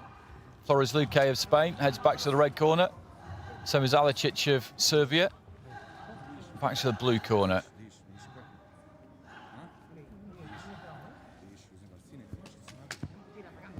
He was certainly the more aggressive of the two in that opening round. And that is what has seen him take it with 4 judges. He didn't land a huge amount clean. As I said, when he throws that left hand, a lot of the time it comes in from the side. He's short with it there. The chances of it landing with the knuckle part of the glove on the target area being the torso or the front of the head, basically, it's decreased because of the way he throws it, but he did throw it a lot. That's a good example, because that's a kind of cuffing blow. Is that with the knuckle part of the glove? I mean, it's very debatable, really. If it isn't, then the judges won't really tend to take it into account, or at least they shouldn't. It's hard to tell. In real time, it's hard to tell. Decent jab there from Flores Luque. He's a more technically correct boxer, Semez Alicic. He needs to put a bit more meat on that jab, though, I think. It's got to be more of a weapon. It's got to try and stop Flores Luque as he's coming in. Just keep throwing it. Nice 1-2 there from Alicic. He's got to be a bit more aggressive with it, commit to it more. Right hand to the body there from Flores Luque. Keep pumping it out there, the Serb. That's what he needs to do, because Flores Luque will look to spring in at some point. And if he's getting speared by a jab, even if it doesn't land all that solid, it just causes him to, he'll need to just have to step off, reset and go again. He'll disrupt his pattern, his plan.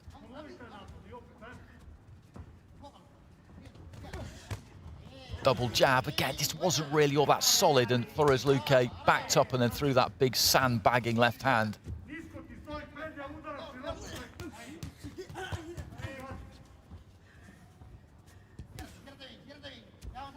That was a decent enough jab, but again, he just needs to throw it again. Keep throwing it.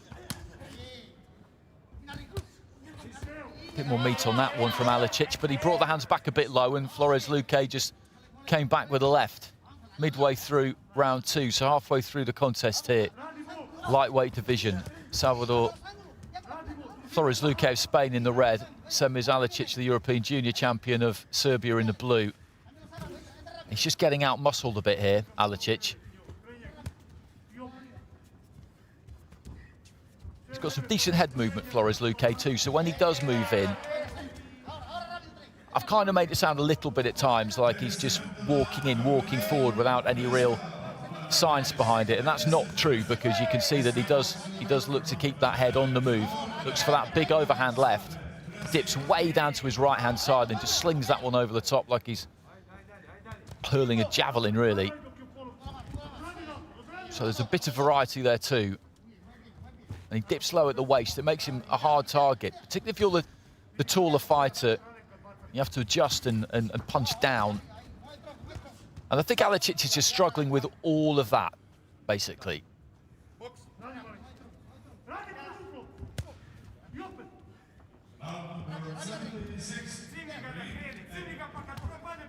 As Flores Luque is just standing off there at range, that's exactly when Alicic just needs to be jabbing, jabbing, jabbing, because he can reach from there. Flores Luque can't do anything from there. And the referee just talking about hitting with the inside of the glove there. He doesn't need to lose a point here, Flores Luque. So the bell goes at the end of the second round.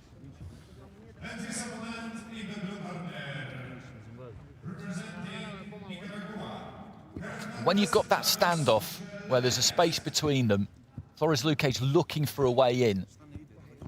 But he's still just about in range there for Alicic, and that's where Alicic just needs to be using that jab. A slight shake of the head there, and he sweeps it on the cards there, Flores Luque. And as I said before, Alicic he's getting outmanned here a bit.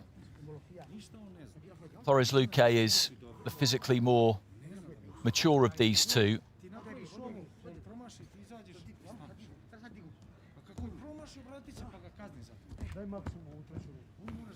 The stronger of the two.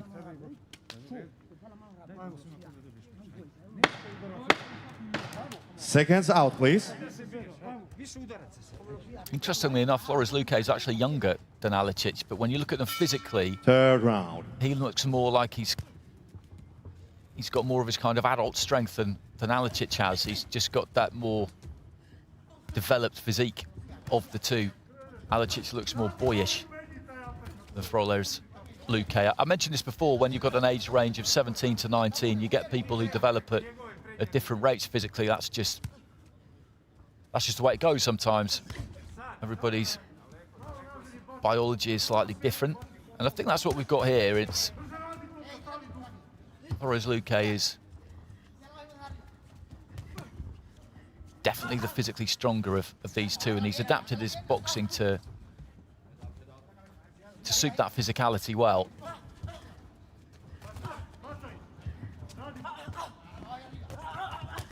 Always looking for that big scything left hand. Nice straight left there, though, from Flores Luque. Alicic is trying to up the work rate in this round and put it on him a bit more, but he's still getting pushed onto the back foot.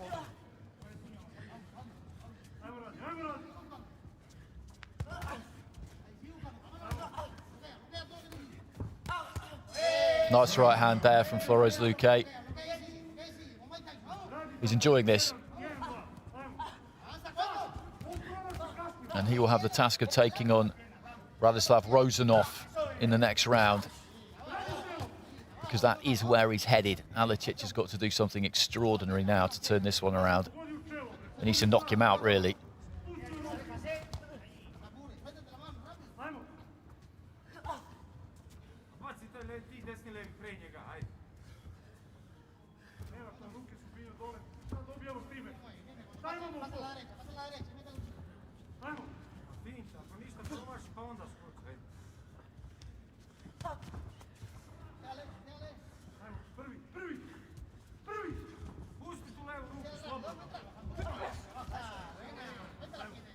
Just going for a little bit of a wander here, Flores Luque. He knows that this one's in the bag. Good jab, just bringing in from distance there.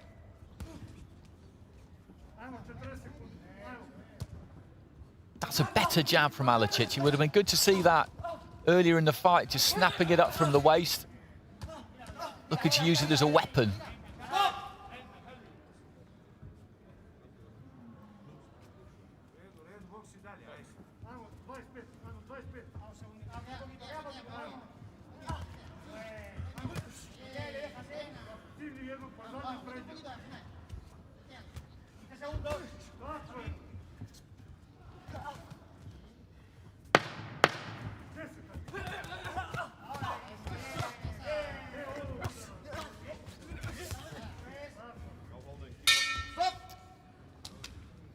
There goes the bell.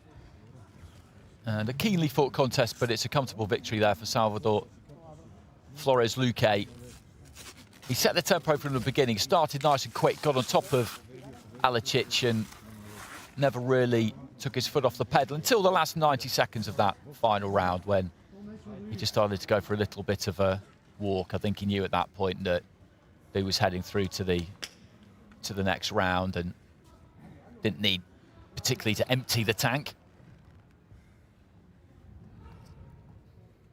Ladies and gentlemen, and this bout win by points with the unanimous decision from the red corner, Salvador Flores Luque, Spain. So that result confirmed, 3-0 on 4 of the cards and 2-1 on the other one. So Pastor Emerson with 2-1, and everybody else has scored it 3-0, and Flores Luque makes his way through to the next round, where, as I said, he will be up against Radislav Rozanov, which is a big task, but he's a confident fighter, the Spaniard. You can see that. He knows his method. He knows what he's good at. He knows what his strengths are. He's not that easy to hit. And he'll fancy it against Rozanov. He's the kind of fighter who will fancy it against anybody.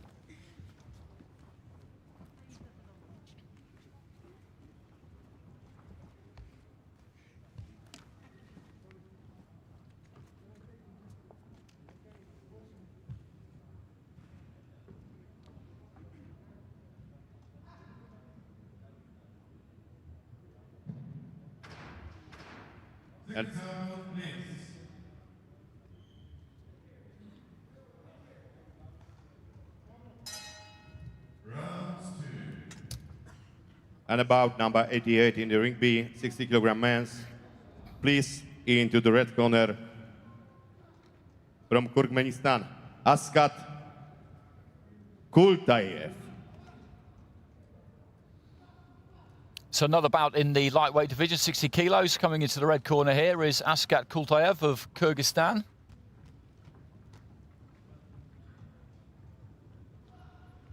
And his opponent in the blue corner from Moldavia, Artur Solovyov.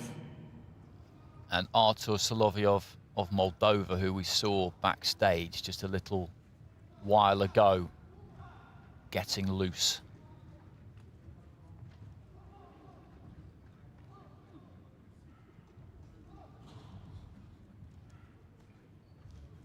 And the judges of this bout. Uzbekistan, Korea, Russia, Israel, and Ireland, and the referee from Turkey, Yesar Sinar.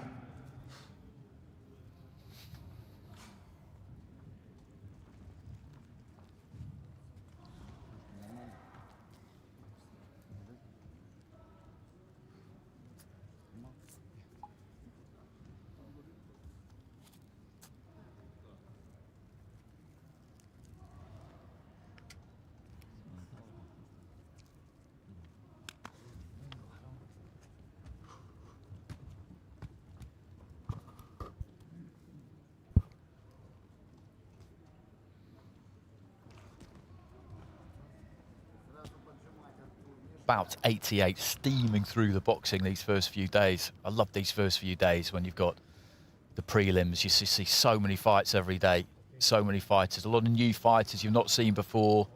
Some take you by surprise. You watch them progress through the competition. Yasar Sinar of Turkey in charge. That's the joy of coming to these tournaments, really, particularly youth tournaments and junior tournaments. There's so many unknowns. There's so many fighters you've not heard of, you don't know, there's not really any information out there on them, and so it just makes it that bit easier to take everything you watch in the ring completely at face value. So we've got Asgat Kultayev of Kyrgyzstan in the red here, Artur Solovyov of Moldova in the blue.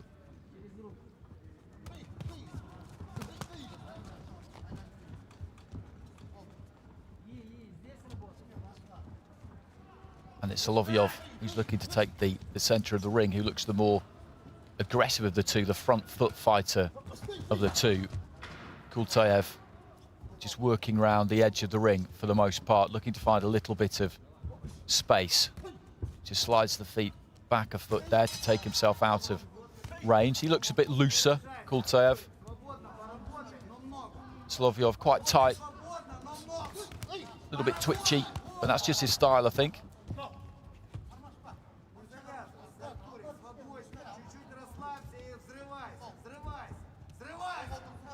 When you watch them side on there, that gives you a good example of what I was just talking about there. Nice and loose and fluid there, Kultayev. And Solovyov just holds himself that bit more rigid.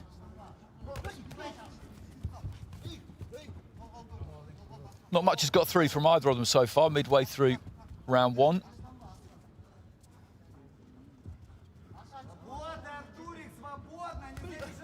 Kultayev with a jab, just about got there, I think.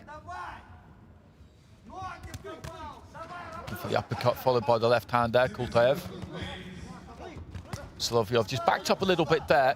Kultayev showing good reflexes, good upper body movement.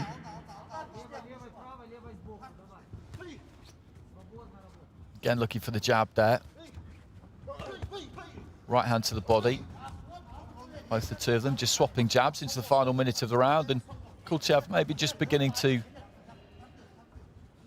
ease himself into the driving seat in this opening 3 minutes. Long right hand, but the right hand came back from Solovyov.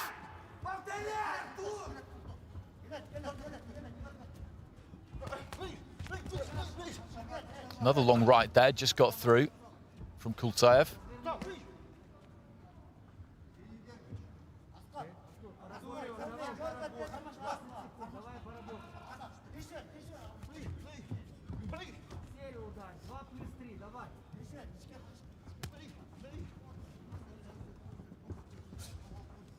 Short with the jab there, Solovyov, well short. Short with the hook as well. I do wonder if nerves are playing just a little bit of a part here for Solovyov, because he does look really tight. Some of that will just be his style. Like I said, some fighters have that kind of fast twitch style, throwing those little feints. But he does look tight to an extent that I don't think is particularly helpful for him, particularly when you compare him to Kultayev, who is very loose, looks very relaxed. It can burn a lot of energy, that kind of tension that Solovyov is just holding within his body there, and Kultayev gets it. Didn't do anything massive in that round, but he dictated, particularly the longer it went on.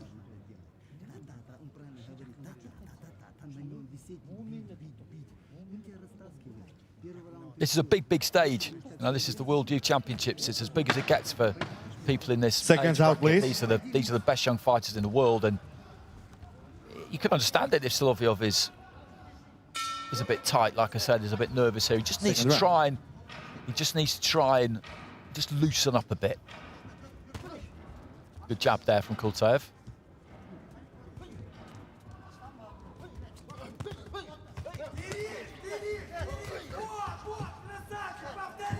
Solovyov being urged on there by the Moldovan corner.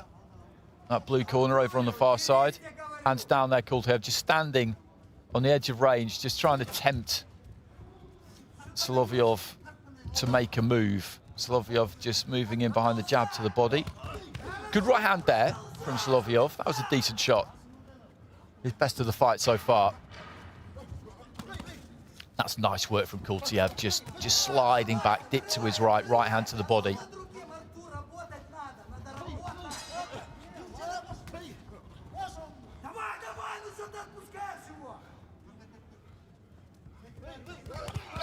Left to the body there from Kultaev. He's just backed off to the ropes there, Solovyov, voluntarily. Right into the pit of the stomach, then a right hand upstairs from Kultaev, and he's just going hunting a little bit here. I think he feels that he's getting a bit tired here, Solovyov, and left to the body is a really good shot, right above me. Lovely punch, just dipped to his left. He got him on the run slightly. He just got a whiff in his nostrils there, Kultaev, that I think Solovyov was just beginning to tire. You could see it over on the far side of the ring. As I said, the way he fights and the kind of the tension that he was exhibiting, the tightness, that burns nervous energy. It burns it like rocket fuel, really, and it can empty the tank quick, and I think that is what has happened here, and he's attacking the body again there, and the referee just steps in with the standing count. Still got a minute to go in round two, and he looks pretty spent here, Solovyov, to be honest, and the referee's decided to stop it, which I think that's the right thing to do. The battery ran down quickly. I did say at the start of the fight that he got that kind of tight, rigid style, and I do think that's the way he boxes stylistically. I think that's the way he will always be, but I do think that today there was some nerves added into the mixture there, which just exacerbates that tension, and as I said, it burns through you like a forest fire. It really does. It's nervous energy that is just pouring out of you, and as a result, he was done really midway through that second round. Kultaev could tell, he could sense it, he could smell it. Put him down with the left to the body, followed up, and the referee stopped it. Looks a good fighter though, Kultaev. Ladies and gentlemen, the winner of bout number 88 in the ring B by RSC in round 2, from the red corner, Askat Kultaev, Kyrgyzstan. Good win for Kultaev. Good stoppage by the referee as well. They've been right on it, the referees in my ring this week with regard to stopping fights. It's very important that they get it right. In AIBA boxing, you don't need to see a contest continue when you know that it's heading in one direction. The safety, the well-being of the fighters is absolutely paramount, uppermost in everybody's mind at all times, and that was a good example of it there. He was just knackered, Solovyov, there, basically. There's no other way to say it. And I'm sure he himself probably would have continued, but he was sending out a few little distress signals. The referee just had a good look at him and decided, the writing was on the wall, and that's the point, really. We've seen other fighters in the last 2 or 3 days who would have dragged themselves back out there. They definitely would have. And Golubovskis in the previous fight was a great example of that. There was no quit in him, none at all. But the referee did the right thing.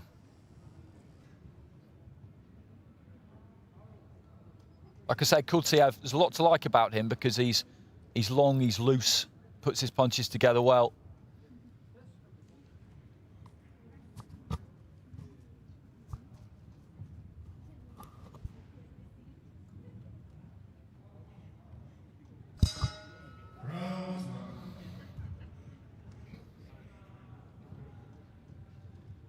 And about number 89 in the ring B in the 60 kilogram men's.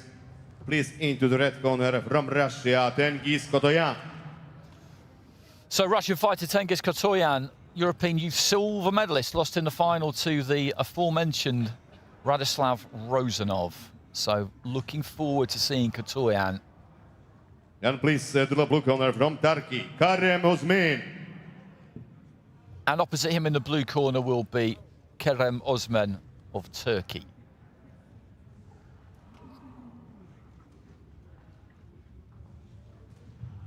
And the judges of this bout, Jordania, Mongolia, Guatemala, Sri Lanka and Slovakia. And the referee from Israel, Mr. Artur Kurginyan.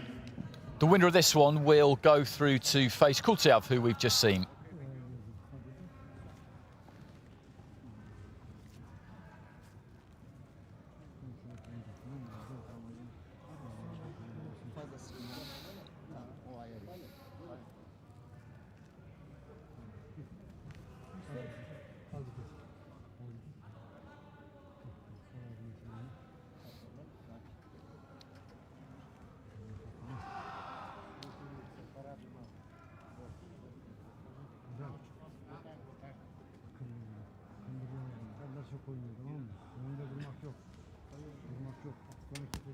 Checking out the head guard, the gum shield gloves for both fighters. It's a taping on the wrists there that they're most bothered about when they're looking at the gloves, because the gloves are standard issue. Everybody's wearing the same ones. They know that there's not going to be anything wrong with them, although they will just make sure that the thumb is attached. That's the main thing, really. These are closed foam gloves, so what that means is that they can't be manipulated. In pro boxing, you'll see horsehair gloves still sometimes, and they can be manipulated. You can break them up and move the padding away from the knuckles if that's what you want to do. You absolutely cannot do that with these.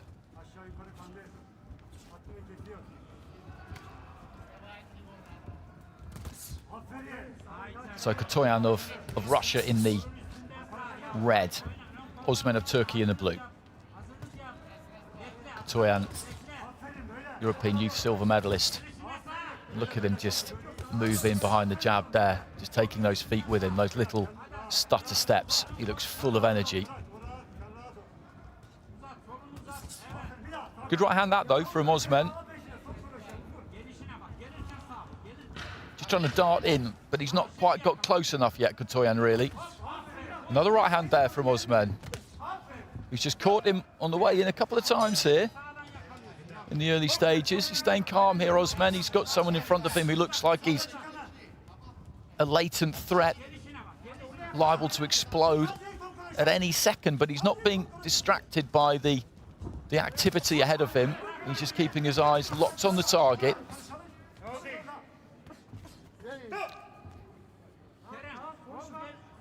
That's a bit cheeky from Kotoyan. The call from break had come in. Little dabbing left hand there from Kotoyan, but he gets caught with the right there as he falls short again. Right hand over the top there from Osman. Interesting start this midway through round one, because Kotoyan's the fighter on the front foot. He's the one kind of doing the most posturing. Good strong right hand there from Kotoyan. That's his first real significant success of the fight. But Osman has done well.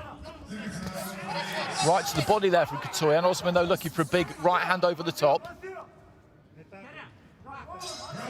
He's not showing any nerves here, Osman, at all. He will have known that he would go into this fight as a pretty heavy underdog, but temperament-wise, he looks good. Kotoyan lets his hands go there. That was a decent combination. Heads almost cracking together on the inside. No real room for either one of them to work. Kotoyan takes the chance just to give him a little tap. Nice right hand again there from Osman, just sunk onto the back foot. Kotoyan fell short, and then he came with the right. It's a good fight, this. Really interesting fight. Final 30 seconds of round one. He looks nice and relaxed in there, Osman.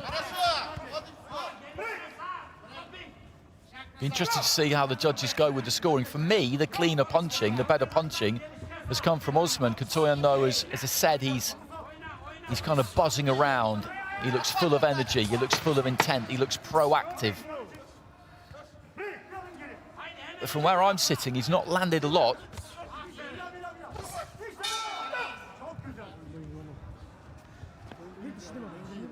Ayaklarınızı aç. Kafanı kaldır. Kafanı kaldır.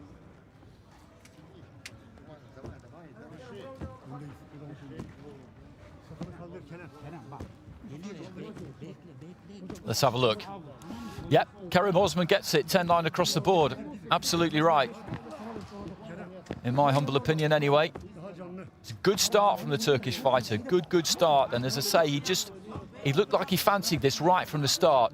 Might seem like an odd thing to say, but Cengiz Katoyan would have been the favourite for this fight. And he started looking every inch a fighter who was bursting with confidence, eager to make something happen. Just darting in and out with Seconds feet, out, please. seemingly ready to let those hands go at any stage. But Osman just stayed totally calm. As I said, locked onto the target, not distracted by any of that movement. And he landed some good shots. And he's ahead with all three judges. It's Osman of Turkey in the blue, Katoyan of Russia in the red. Good right hand there again from Osman. And Katoyan's got to go after this now, and he'll know it. Left hand there from Osman. Right hand from Katoyan. Osman looking for his right hand over the top. Long right hand to the body there from Osman. Right to the body from Katoyan, who dabs to the body with a left hand, and Osman ends up on the deck there. I'm not quite sure how. It's a slip, I would assume.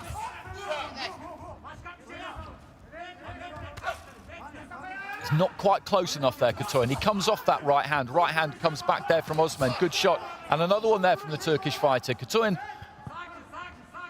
moves in with the feet, throws a left hand, and then as he throws the right, he kind of pulls off it as he throws it because he's trying to get back out before he's even really let it go. Right hand there from Osman again.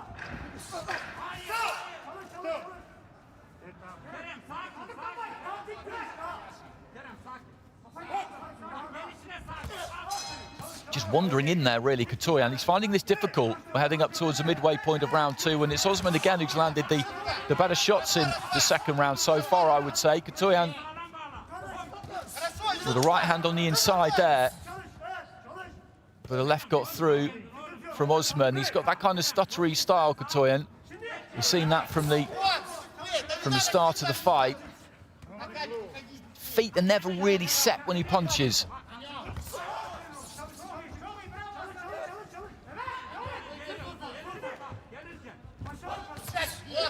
Good left hand there, though, from Katoyan as Osman was looking to open out. Left hand there from Osman on the inside. When they get up close like that, it's the Turkish fighter who's having a little bit more joy. He leans on and manages to find a bit of room. Good right hand, that from Osman. That really landed clean, and another one got through there too, and they both end up on the floor over on the far side near that neutral corner. Well into the final minute of round two. And both of them will just need to wipe those gloves off. That right hand has worked well for Osman. He just dips his shoulder to his left-hand side, throws that right hand. It's quite difficult to counter for that reason.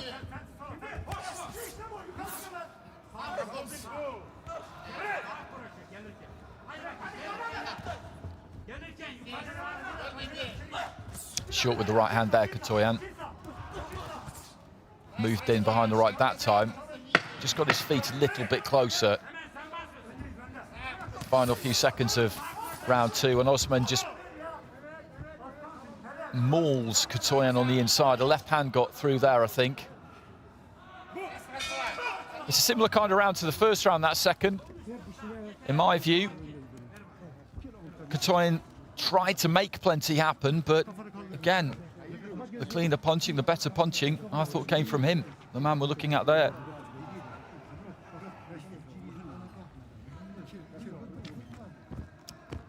Three out of the five judges agree, so that gives him a significant lead going into the third round. A 2-point margin with those three judges and level with the other two. So Katoyan has got a lot to do here to turn this around. He's got to win this final round, and with one of those three, he's got to turn around a 2-point deficit, and that is a big ask.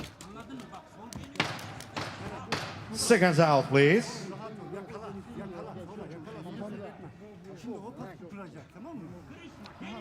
Solid right hand there from Osman. Touch of gloves, Kerem Osman of Turkey in the blue. Cengiz Katoyan of Russia, the European Youth silver medalist, in the red.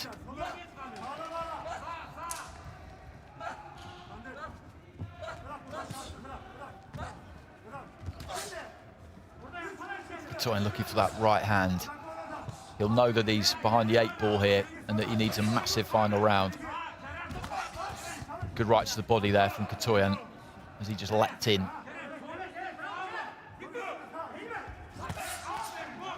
Unorthodox there from the Russian, just walking in square, really, winging a left hand.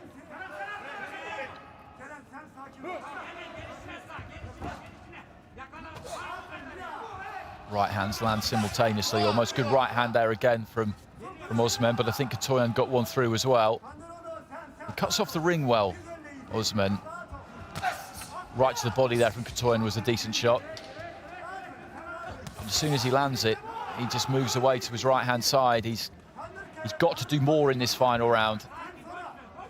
He's got a deficit to overturn here. Even if he wins this final round, which he could be at the moment, it's going to be a 10-9 the way things are shaping. And that would see him lose by split decision. Decent combination there from Katoyan, but he's got to go again. Once he's landed one of them, he's got to step on him again. I just don't think that's really his style. His style is to get in. You see those very quick, kind of stuttery feet. Get in, get his punches away. 2-3 punch combinations, get back out having scored. That was a nice bit of work off the back foot there, though, from Katoyan.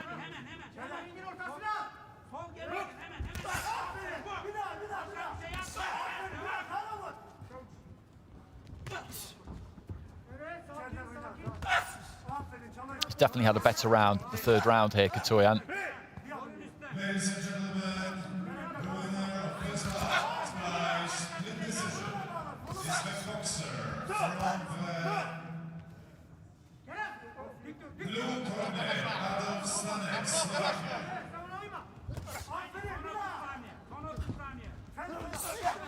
Looking for a big overhand right, and Osman again slips. I think maybe his boots haven't got all that much grip, because that's 2-3 times now he's ended up down for no particular reason. Good straight right hand there from Osman, heading into the last 15 seconds.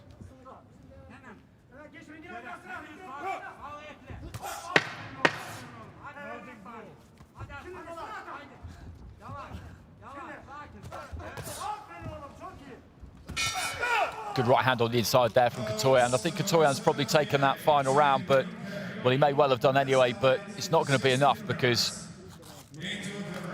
on 3 cards there was a 2-point advantage for Osman heading into that final round, and there's just no way that you could give Katoyan that final round 10-8. No way.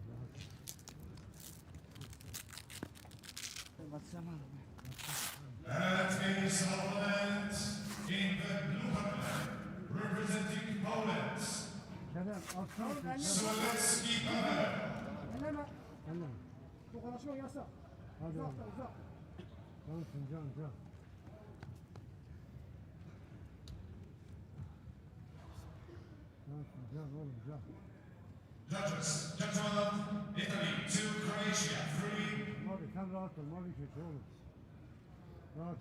Malaysia 4, Czech Republic 5, Kyrgyzstan. Referee Veronika Schut, Hungary. Ladies and gentlemen, and the winner by points with split decision. From the blue corner, Kerem Osman, Turkey. Osman gets it, as we knew that he would, really, in that final round. I think by the look of it there has gone to Katoyan, but it ended up not being quite enough because of that 2-point deficit that Katoyan had on 3 cards going into that final round. So that was Katoyan's round, that final round. I would agree with that, but as I said, he was 20 points to 18 with 3 judges going into it, Osman, so he's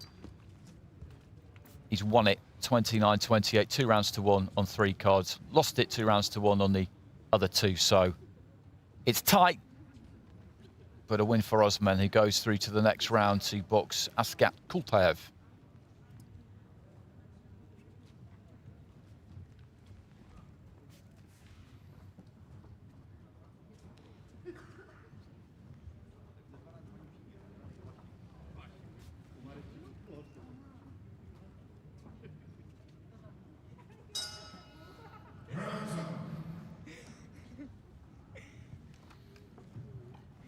it's a hive of activity back there, really is.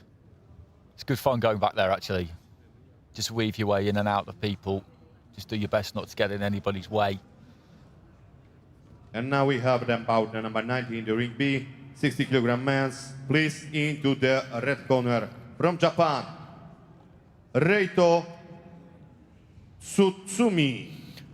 Tsutsumi of Japan comes with a big reputation, 2019 Asian Youth Champ, younger brother of Hayato Tsutsumi, AIBA World Youth Champion. The word on the street is that Reito Tsutsumi And his opponent is reckoned to be into better the than his blue corner brother. from Italy, Daniele Salerno. And in the blue corner representing Italy, we have Daniele Salerno.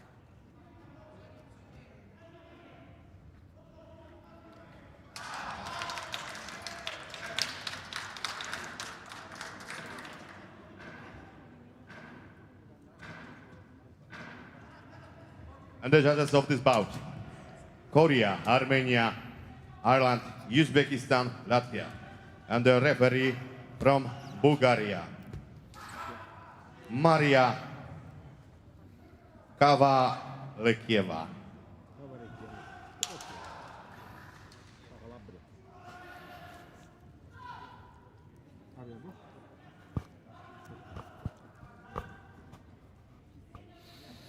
That's Salerno.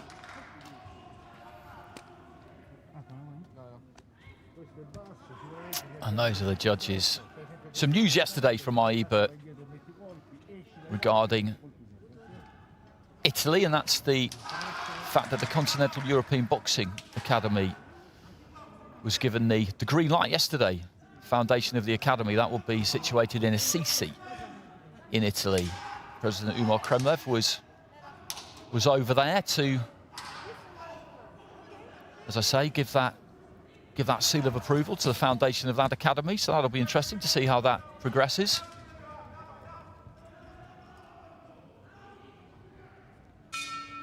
Round one. So it's the first round here. Tsutsumi of Japan boxing out of the southpaw stance there. He's in the red. Salerno of Italy in the blue. Very solid look to him, Tsutsumi, physically.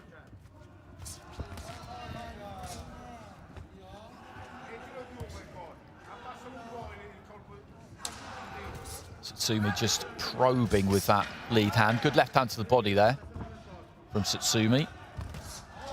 Catches Salerno with a left there. Salerno was opening out to throw the right, and that straight punch is always going to beat that right hook when it comes to a race to the target.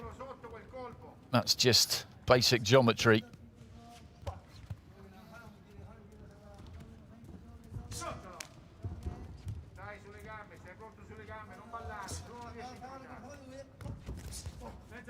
He opens out quite square when he throws that right hand, Salerno, which could be a problem for him, because if Tsutsumi can catch him doing that, that straight southpaw left hand could do some damage. Again there, Salerno coming forward, left hand there, catches him slightly off balance. He's game here, Salerno. He's setting his feet and really looking to dig those shots in, but Tsutsumi, I think, will have seen a good few gaps already that he feels he can exploit.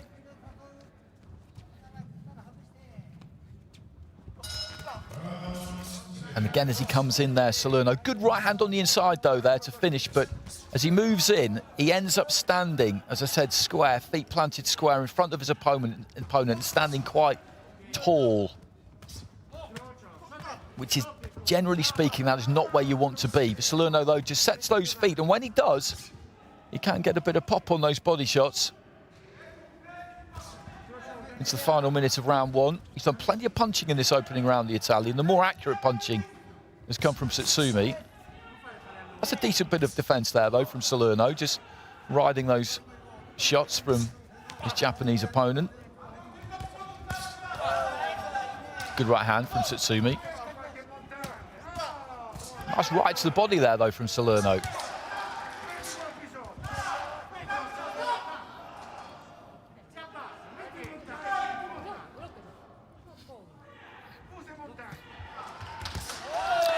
Good left hand. just set it up with the jab. The jab wasn't really intended to land, just judged the distance and snapped the left hand in through the target. Jab to the head, left hand to the body, right hand to the body from Tsutsumi. Just beginning to try and work Salerno over a little bit at the end of the round. There's that left hand I was talking about as he came in and threw the right hand there, Salerno. He got clipped with that left hand and then again with the 1-2 at the end of the round. And Tsutsumi just kind of warming into things the longer the round progressed there. Salerno put a lot into that round. I like the way he fights. He's got plenty of guts and he comes to have a scrap, that's for sure. But in terms of technique, it's the man we're looking at here who is by far the better of the two. 10-9s across the board there to Tsutsumi. Salerno had some success in that round. You could say he didn't, but Tsutsumi picked his punches well. It's that motion as he closes in. The feet kind of cross a bit. The feet follow the hands. But that was good. That was good. He digs his toes in every now and again, and those are decent body shots. Out, please.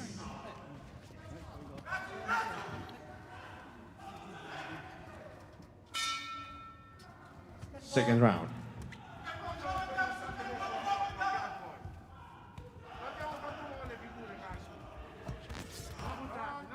Trying to close that gap nice and quick there, Salerno. Jump on Tsutsumi. That's a nice cheeky little cuffing jab, though, from the Japanese fighter. Tsutsumi's in red, Salerno of Italy is in blue.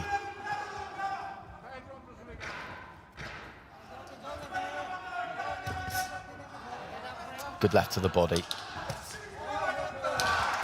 Salerno just managing to drive it back a little bit there, though Tsutsumi just steps on him with a straight left hand and another left hand, and the referee is going to give the standing count there, and that was a solid shot.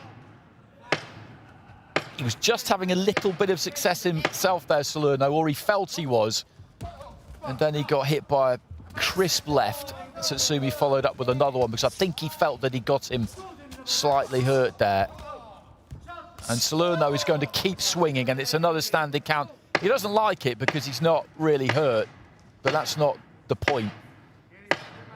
Referees step in with a standing count when they feel that the fighter has been caught clean and maybe put into a position whereby the next punch could really do some damage. That's what those standing counts are about. Good crisp left hand again there from Tsutsumi, and Salerno is throwing back all the time, and again another left hand comes in, and this is just how he does it, Salerno. I've got a lot of admiration for it, but the problem with it is that when you're up against someone like Tsutsumi, who is a very cute, very capable fighter, then I'm afraid there's not too much longevity in it, and the referee has decided that we've seen enough here midway through round 2, and he looks good. He does look good. 2019 Asian Youth Champion. He's got a good variety, and he's got some pop on those punches as well. There was that left hand from Salerno, and he was just having some joy.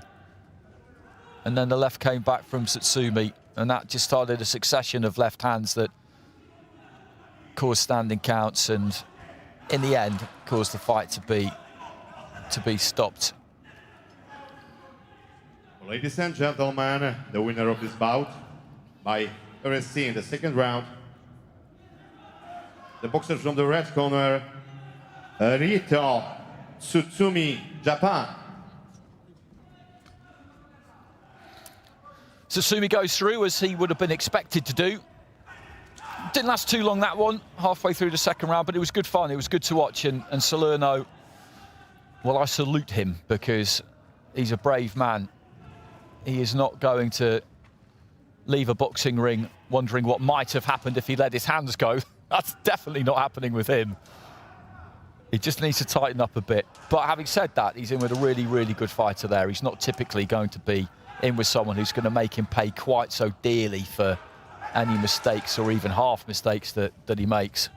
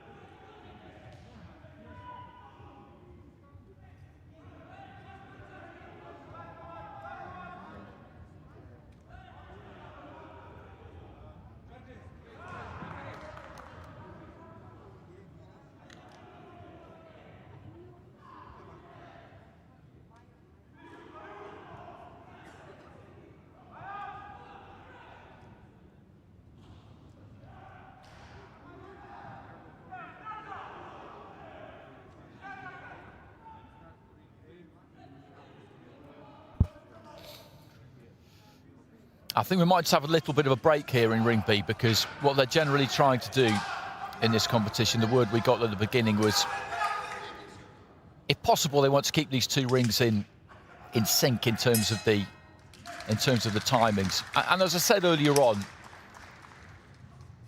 boxers and coaching staff are working on kind of 15 minutes per bout and using that to estimate exactly when they'll be going into the ring, and to stick to that time frame as much as you can, that helps them.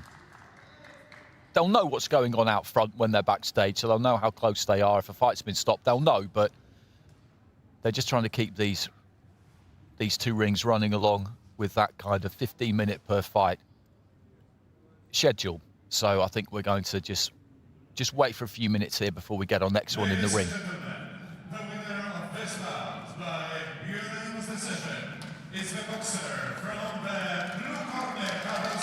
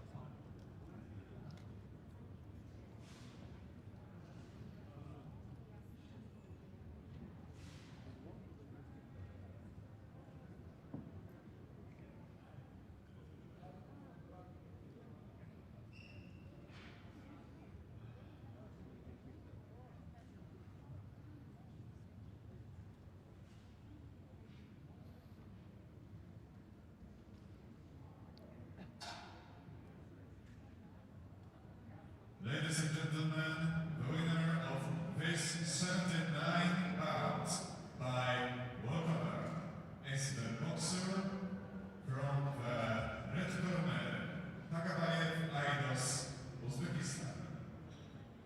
And next bout at half o'clock.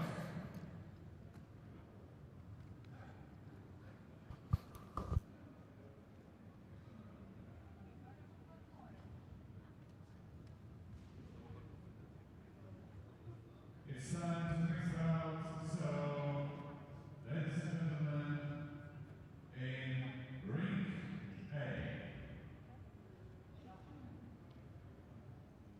60 kilogram, into the red corner, this welcome boxer from Denmark, alias Idrisi.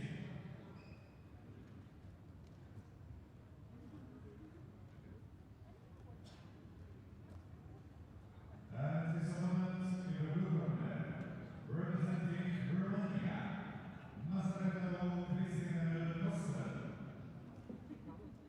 And ladies and gentlemen, in about 91, in the ring B, 60 kilogram, please into the red corner.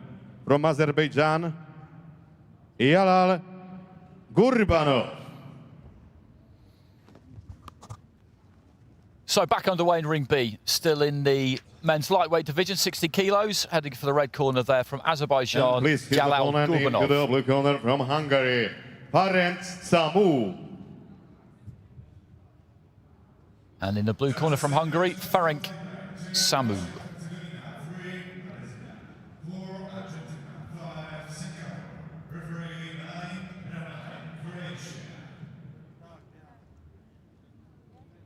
And the judges of bout 91 in the ring B, Russia, Korea, Israel, Mongolia, and Sri Lanka, and the referee from Latvia, Leonid Hanevich.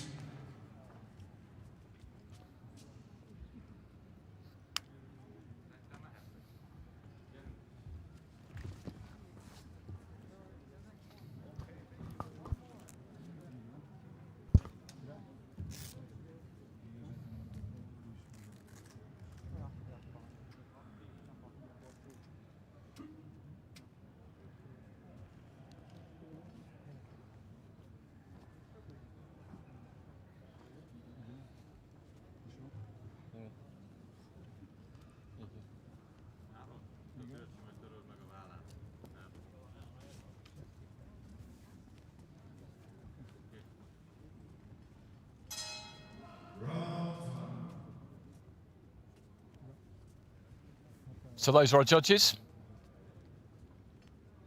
3 fights left in this afternoon session in Ring B. 2 to come after this one. Leonid Havanic of Latvia, a referee. So in the red corner, we've got Gurbanov of Azerbaijan. In the blue corner, Samu of Hungary. Round 1. And we've got 2 southpaws. Nice jab there, good solid jab from Gurbanov early on. Holds that lead glove quite low, holds both gloves quite low.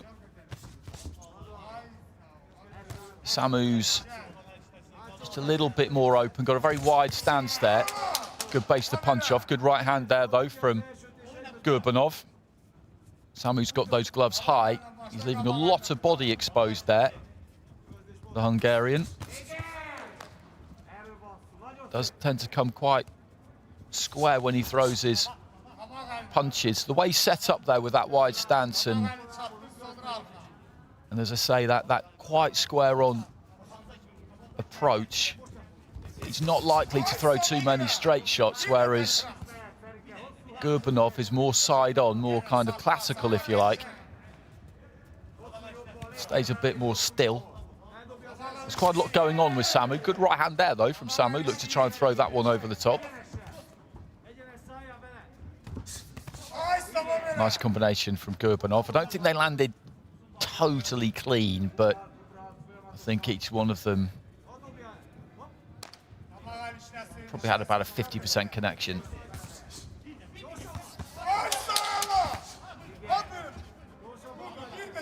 They liked that in the corner. They loved that in the Azerbaijan corner. Again, I don't think it was flushed. That 1-2, not by any stretch, but when he looks to use that jab and throw jab, left hand, straight down the pipe, he looks like he's going to have some joy. Good right hand on the inside there. Just kind of leant back as he threw it off the back of,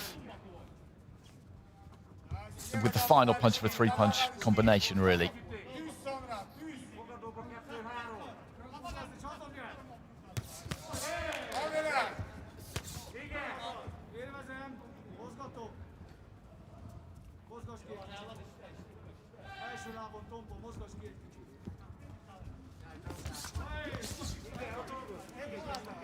A little bit of a clash there as Gurbanov came forward.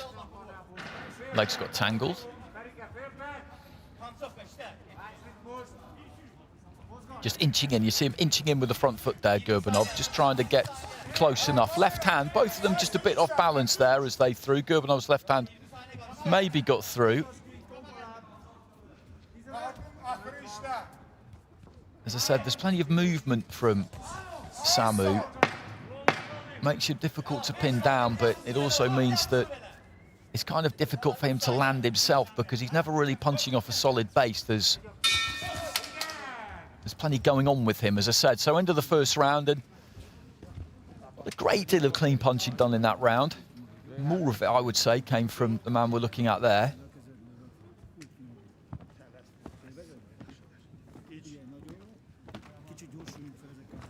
And Gurbanov gets it, 10-9s across the board. 5 scoring judges.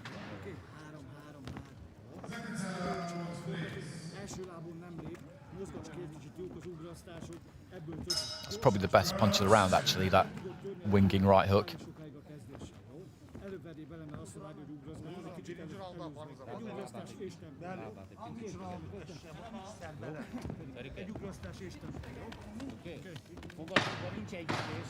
Seconds out, please.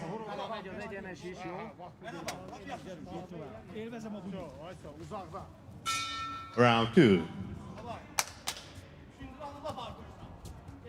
Into the second round here, Samu of Hungary in the blue, Gurbanov of Azerbaijan in the red, and it's Gurbanov who's taken that first round 10-9 with all 5 judges, so Samu is behind the clock here. He's going to have to try and play catch-up. The corner will know because they've got monitors in the corner, and they will have got those scores on the monitors right at the start of the minute break between rounds, which gives them a chance to tailor their advice for their fighter accordingly. So he's got to go out and win this second round now, Samu, or it's going to be nigh on impossible for him to win the fight. So as I said before, as I described it before, you're in sudden death almost straight away if you lose that first round. He got caught with a couple there from Gurbanov.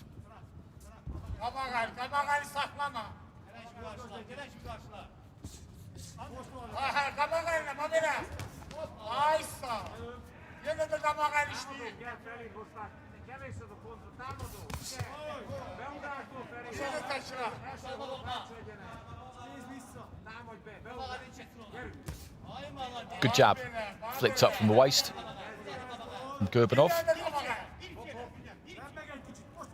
He's just cutting off the ring on Samu, not giving him a way out there. Again, a nice jab.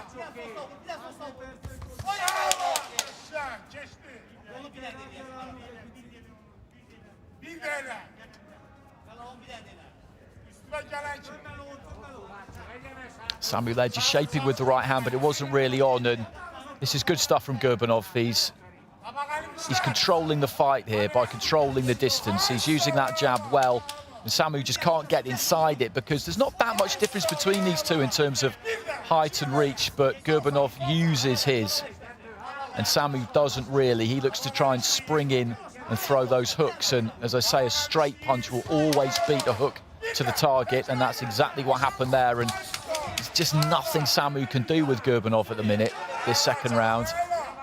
He's completely out of ideas.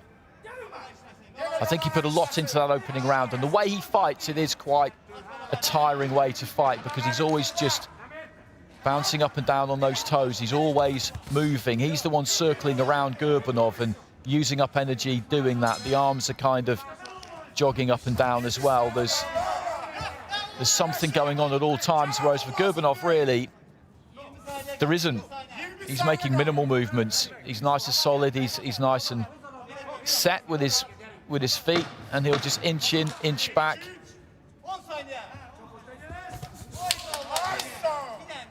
Quicken up those feet a little bit when he needs to, as he does there. Bell goes at the end of the round, and Gurbanov has won that round with the minimum of effort, really.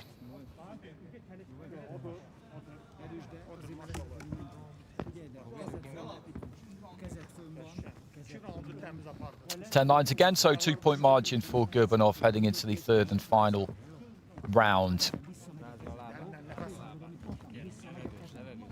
Just all the belief really just seep out of Samu in that second round. He's up against a good fighter in Gurbanov, who's got the look of a man who has spent plenty of time in the boxing ring from a young age, I would hazard a guess. He looks very at home in there, very relaxed in there. And as I said, he completely dictated that second round, just with his jab, really. Controlled the distance. And Samu just couldn't get near him. Third round.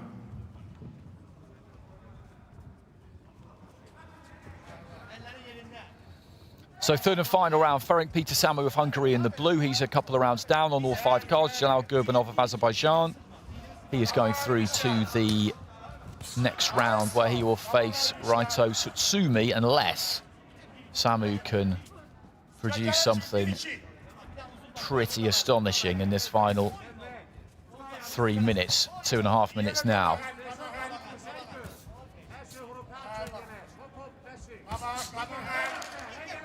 Samu trying to spring in from the outside, but he can't close that distance.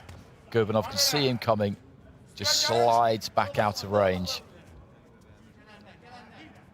Gurbanov just feinting with that front foot a little bit, and then again just inching forward, looking to try and stay on top of him. Long left hand gets through. Mixing up on the inside there, Gurbanov.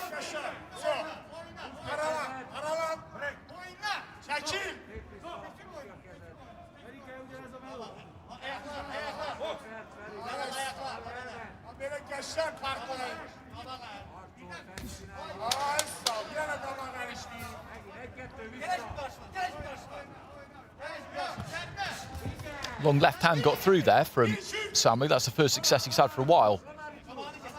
Reaching the midway point of round 3. Still trying everything he can in there, the Hungarian fighter. Still working hard, trying to make things happen if he can.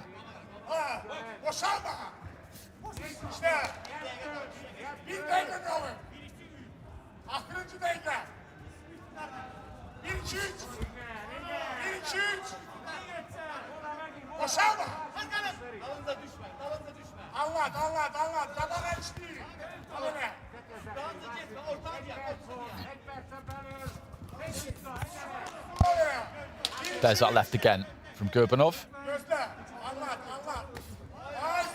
Good jab. Just good basics. Good basics, boxing out of that southpaw stance. Good balance, as I said, good economy of effort, doesn't waste anything. He's got a good jab. Puts that left hand on the back of it. Every now and again steps in and looks to be a bit more expansive. Did there, actually, and got caught. Be interested to see that fight between him and Tsutsumi. That's two southpaws, two very different kinds of southpaws. Tsutsumi, shorter, more muscular, bit more variety about him. What'll be interesting there is, has Gurbanov got enough snap on his jab to keep Tsutsumi at bay, to offset him, to disrupt him? That'll be key in that fight. Bell goes at the end of the contest, and that'll be 3 rounds to 0 for Jalal Gurbanov of Azerbaijan, who will go through to the last 16. As I said, he will be up against Reito Tsutsumi.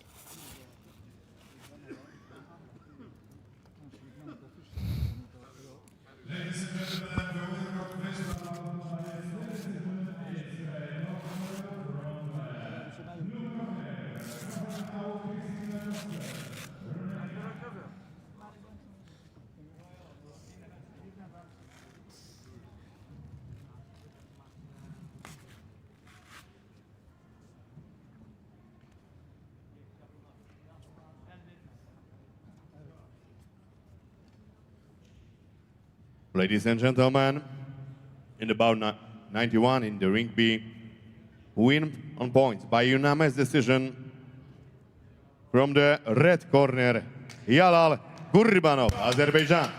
Gurbanov gets it, as we knew that he would, and I'm sure when we see the scores, it'll be 3 rounds to 0 with all 5 of our ringside judges. Good fighter. Looking forward to that next round fight he's got against Reito Tsutsumi. No seeding in the World Youth Championships, remember, so we're seeing some good fights early on. Well, 4 of the judges there have gone for Samu in the final round, which he had a better round in the final round, but I think that's generous. Sergei Krutasov, who's on the same side of the ring as me, actually, just away to my right-hand side. He's the one who found in favour of Gurbanov there. But it's Gurbanov through to the next round.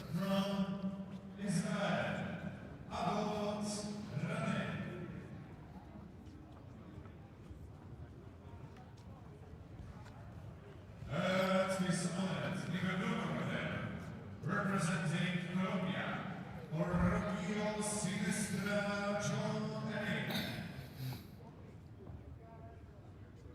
Judge assignment, Judge 1, Hungary, 2, Kyrgyzstan, 3, Scotland, 4, Argentina, 5, Singapore, referee Luca Italy.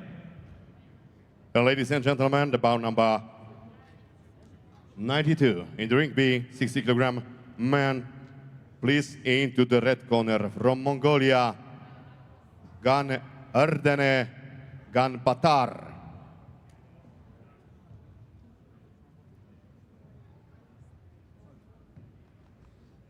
So coming into the red corner for Mongolia, Ganerdine Ganbatar. And his opponent, please, into the blue corner from Colombia, Yadier Herrera Montero. And into the blue corner, Jadier Herrera Montero of Cuba. Saw a very good Cuban yesterday at heavyweight, Jorge Felimon. Always a very strong team, as everybody who follows amateur boxing knows. Poland, Slovakia, Jordania, Bulgaria, and Guatemala, and the referee from Turkey, Yasar Sinar.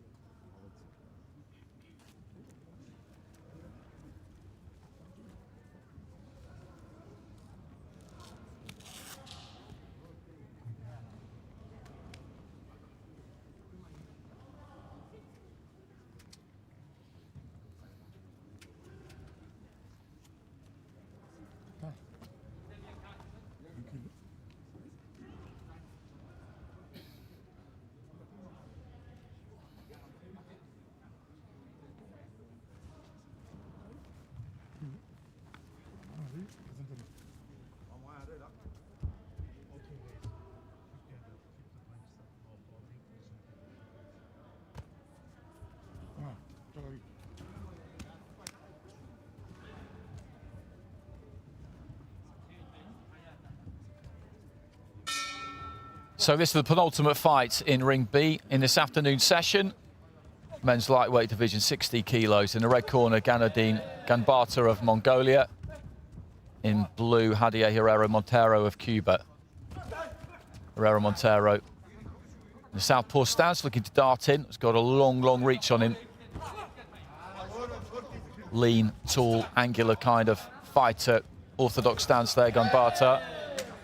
Got caught with the jab on the way in again there. And there's that jab from the blue corner once more.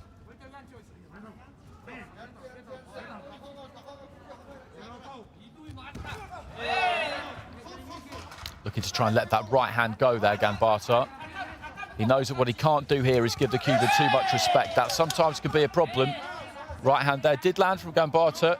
He's had a decent enough start here, and I think that is very, very important. You watch a lot of international amateur boxing down the years, whether it was WSB the last few years or World Championships or Pan Ams or American Championships, and there's this aura and mystique about Cuban fighters. There are about other nations, Kazakhstan, Uzbekistan, Russia, to name just a few. And sometimes fighters are kind of beaten before the bell is even gone. But not so here, Ganbata. That's a good raiding mission there, though, from Herrera Montero. Landed the left hand there, Herrera Montero. Ganbata looked to land his right hand. He's getting plenty of encouragement from the corner. The red corner away to my right-hand side. And he is looking to try and take it to Herrera Montero, who lands a little bit short there with his own left hand. The Cuban hasn't quite got that distance yet. Landed a couple of jabs early on. Untidy over on the far side of the ring.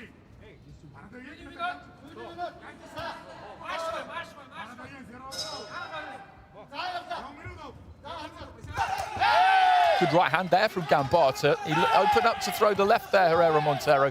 When they exchange on the inside like that, he's not necessarily getting the better of it. That's a decent right hand from Ganbata again there. He's scoring with that right hand. The Cuban's looking to try and pour in and land his left, but in those exchanges, it's the man in red who I think is actually landing the better shots. His mouth was hanging open a bit there, though, Ganbata, as he was leaning over the shoulder of Herrera Montero, and he looked totally happy to take a bit of a rest at that point. So I think he's put plenty into this opening round and is maybe beginning to feel it a bit, which is slightly worrying. Good left to the body there from Herrera Montero. Bell goes at the end of round one. Decent round, that.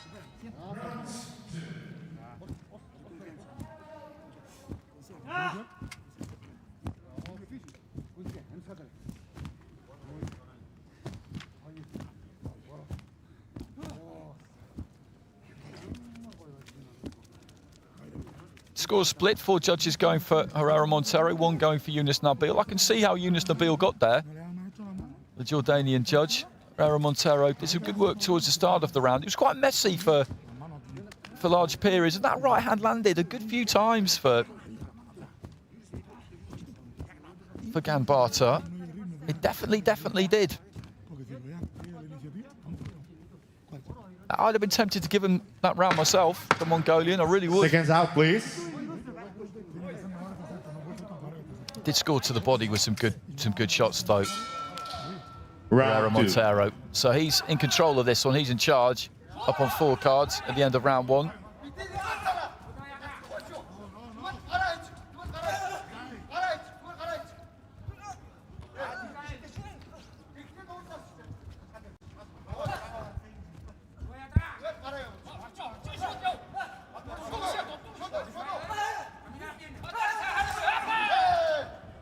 Quick hands there from Herrera Montero. Only the final left hand made it. The others were thrown in a kind of propeller motion. Another left hand got through there, and he's happy to hold on here, Ganbata, and I think he is. I think he's tiring. I think he's feeling this. I think he was tiring towards the end of round 1.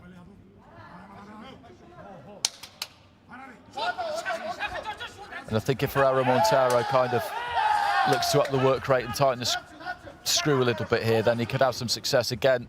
Gambata is just leaning on there. He's got those arms stretched out wide, making it look like he isn't holding. It's quite clever, actually, from the Mongolian. He's making it look like he's happy to get free and continue, and actually he is definitely nicking a rest there. Strong left hand from Gambata, from Herrera Montero, rather.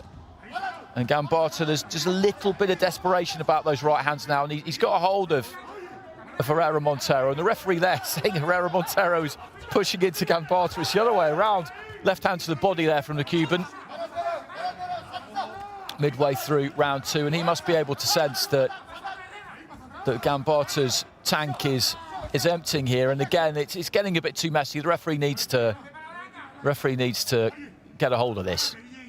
And he's taken a point away from Gambata, and it's the right thing to do, because he's been holding a lot in the second round. He's doing it because he's tired. He's been tired since the end of round 1.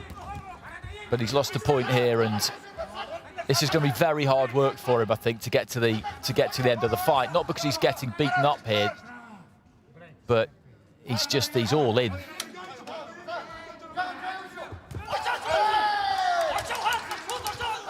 Good right hand there, though, from Gambata. What Herrera Montero needs to try and do here is just keep that gap. Jab, left hand, jab, left hand. He's got the reach, he's got the height. Just try and maintain that gap and have it on the outside. Good right hand from Gambata, just as I say that. Herrera Montero did exactly what I was suggesting he should do. And Gambata stepped in and planted one right on his chin.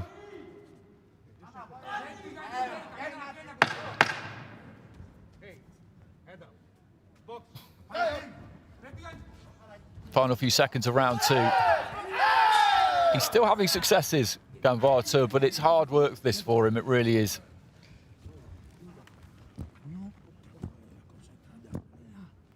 And he looks fresh.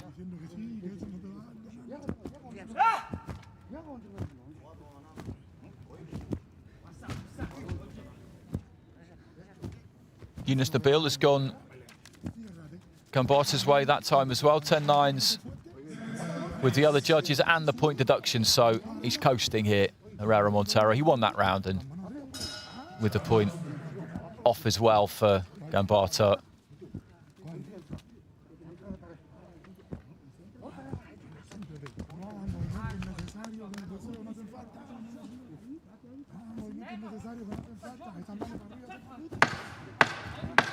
Seconds out, please.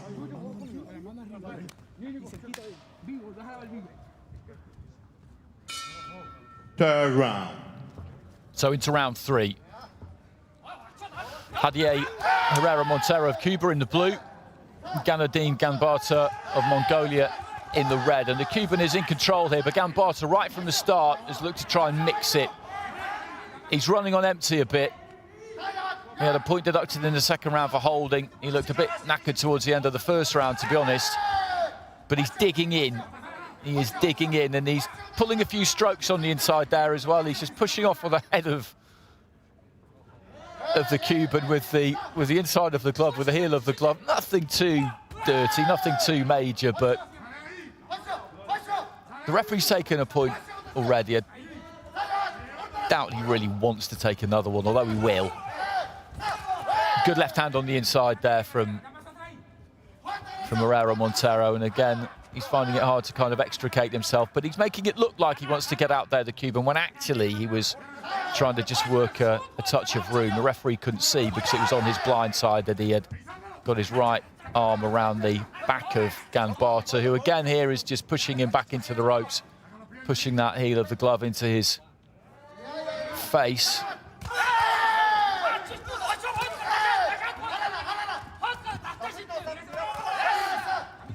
He's just throwing these shots with a tinge of desperation about them, Gambata. He's really throwing them just to try and keep Herrera Montero off him. Not that he's really looked hurt at any point, but he's just run out of steam, and he's run out of steam from an early stage, really. Good left hand there from Herrera Montero. If he could follow this up, then Gambata could possibly be in a bit of trouble. That was a good crisp punch, and I half expected the referee to stand in with step in rather with a standing count there, and he could have done the same thing just then, elected not to, into the final minute.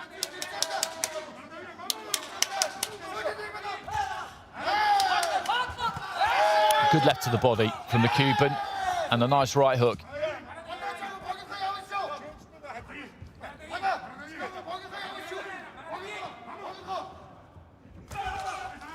Heads almost cracking together on the inside. Had very little of that in the competition so far, certainly in Ring B anyway. I've not seen a single cut. We've seen a bit of blood coming from the nose at times, but not a single cut. You can still get clashes despite the head guards. You can still have cuts caused by punches, of course, despite the head guards. Final few seconds, and he's going to make it to the end here, Ganbata, which is a decent effort. I wasn't absolutely sure he would, because he's physically he's been up against it for, well, since the start of the second round, really. And he's not going to win this fight. He's not going to get it on the cards. But he showed us plenty there. He had his successes, absolutely. And Herrera Montero maybe gets a little bit too involved. You look at the physique there, and he's just made to be a long-distance fighter. But that's not really how he likes it. He can do that, but it's not really how he likes it.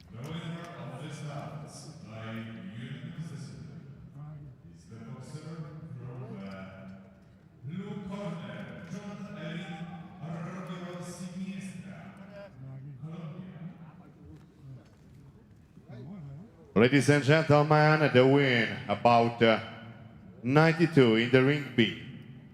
Win by points with split decision.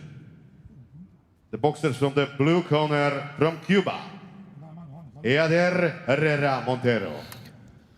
Split decision, so for one, the card that's gone in favour of the Mongolian there has been returned by Yunus Nabil, I think, the Jordanian judge. The other four have gone in favour of the Cuban. Bit scrappy at times, that fight. Yunus Nabil gave it 3-0 in favour of Ganbata with a point off. That made it 29-27. Pastor Emerson has given a round there to Ganbata, that final round, so that was 2-1 for him, 3-0 for the other three. And of course that warning at the bottom there for Ganbata for holding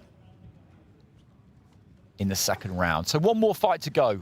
One more fight to go. Herrera Montero safely through to the next round, and he will be having a look at this next fight between Enrico Clich of Germany and Akash Remash Gorka of India, because he will be facing the winner of this 12th and final fight of the afternoon session here in Kielce on day 3 of the AIBA Youth Men's and Women's World Championships.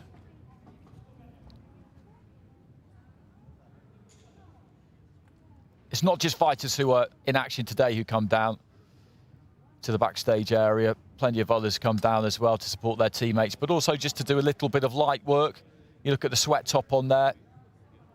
You've got to stay on weight throughout the competition, and for almost all fighters, apart from super heavyweights and maybe heavyweights, if they've got a bit of weight to play with, that'll mean just ticking over, burning a few calories every day, just to make sure that you're where you need to be.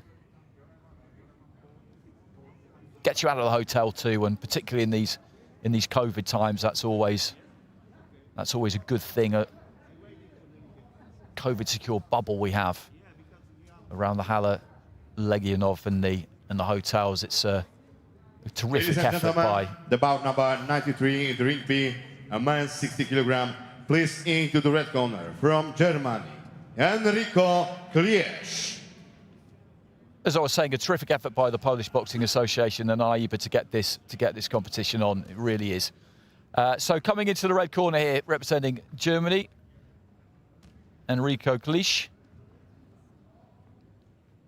And his opponent, please, into the blue corner from India, Akash Gorka.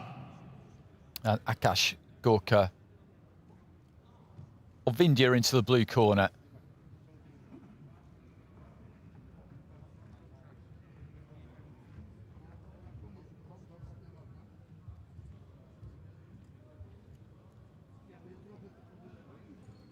Brought a full team in here, the full complement of 20 The judges of this fighters. bout, Mongolia, Uzbekistan, Azerbaijan, Ireland and Sri Lanka, and the referee from Poland, Mr. Maciej Jurgot.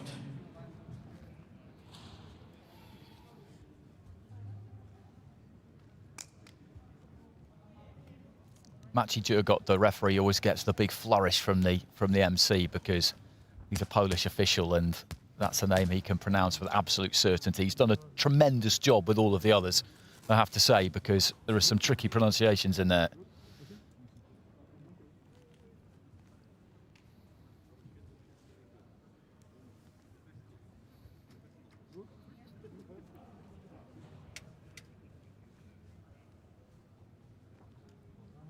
So that's Akash Gorka boxing out of the blue corner. This is the final fight of the afternoon session. But a really good session again. 4 fights at flyweight, all men's this afternoon, and 8 at lightweight. Our first look at the lightweights, and we've seen some good operators.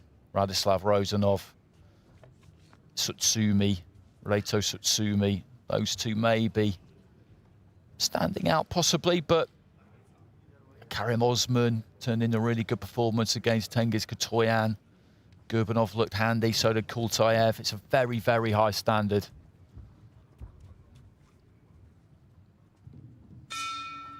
Round 1. So into the opening round here, and Klishov, Germany in the red in the orthodox stance, and Gorka of India in the blue, boxing as a southpaw.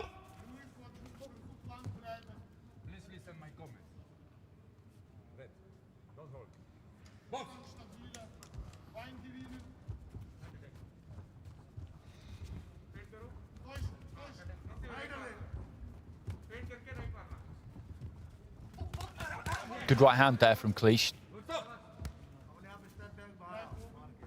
Made it to the target. Look at that right hand again there. That one just landed into the chest there from Cleach. Akash moving in there and just closing down any space that he did have. They're both quite tall, rangy 60-kilo fighters, these two. There's that right hand again. He's got it through almost every time he's thrown it. He's not looking to take Gorka's head off with it. He just wants to land it, which is the right way to do it. You've got to land on the torso or the front of the head with the knuckle part of the glove in Aiba boxing for it to be a punch that the judges will take into consideration when they're evaluating who they feel has won the round. Right hand to the pit of the stomach there from Cleach. And there's plenty of intent here from Gorka. He's moving in, he's letting his hands go, he looks aggressive, but he hasn't really landed much clean, whereas Cleach has. Jab there gets through. Not that stiff, but it landed. And a right hand from Cleach, but just before that, a couple of punches from Gorka.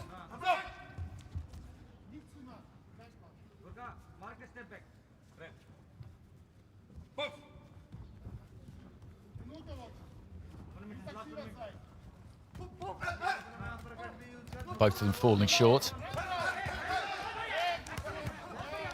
Decent bit of bodywork there from Gorka. It just seems to have settled a little bit. It was a bit manic in the first 90 seconds, 2 minutes.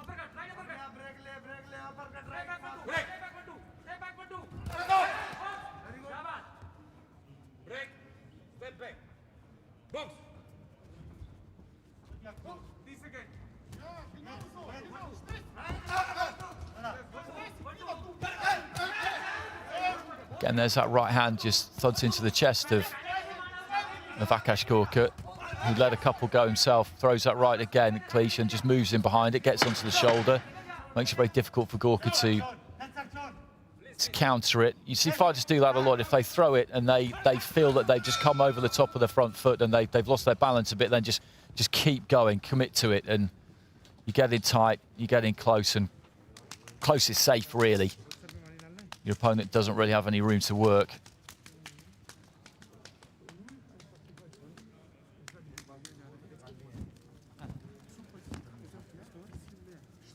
So he was the aggressor of the two. And that has caught the eye of the judges there. 10-9s, 4 10-9s in favour of Gorka. Cleach did some good accurate punching, I thought. I thought he hit the target with more regularity than Gorka. But Gorka, as I said, was on the front foot, was aggressive, was throwing plenty. There's a right hand to the body again there, though. I think Cleach was a little bit unlucky there with those scores at the end of the first round. Not much in it, though. Second round.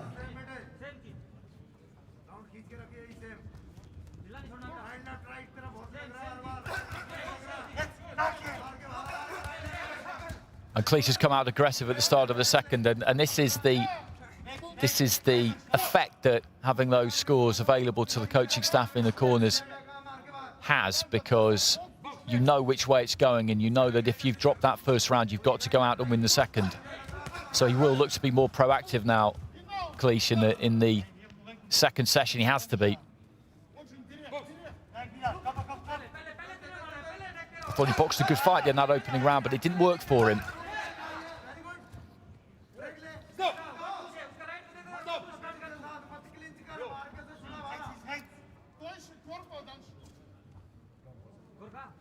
Well, that's a big, big blow for Enrico Cleach. He's had a point taken there for holding. At times they both move in, they end up on top of each other, they're trying to punch, and there is a little bit of holding. I'd say it's probably about 50-50 though, but that's a big blow for Enrico Cleach. He was already a round down with 4 judges, and now he's had a point taken. That makes it a big old mountain to climb for him now.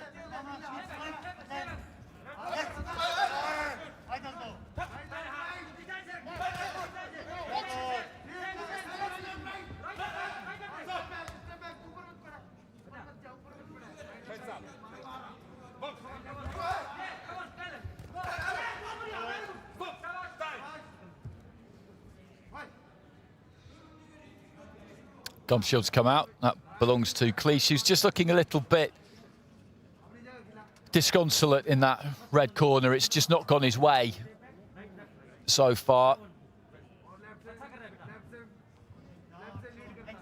He's behind and he knows it.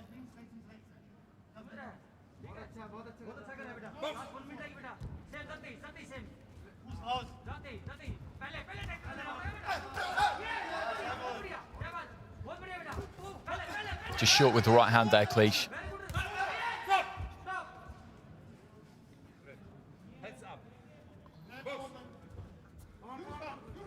Into the final minute of round 2. Enrico Cleach of Germany in the red, Akash Gorka of India in the blue.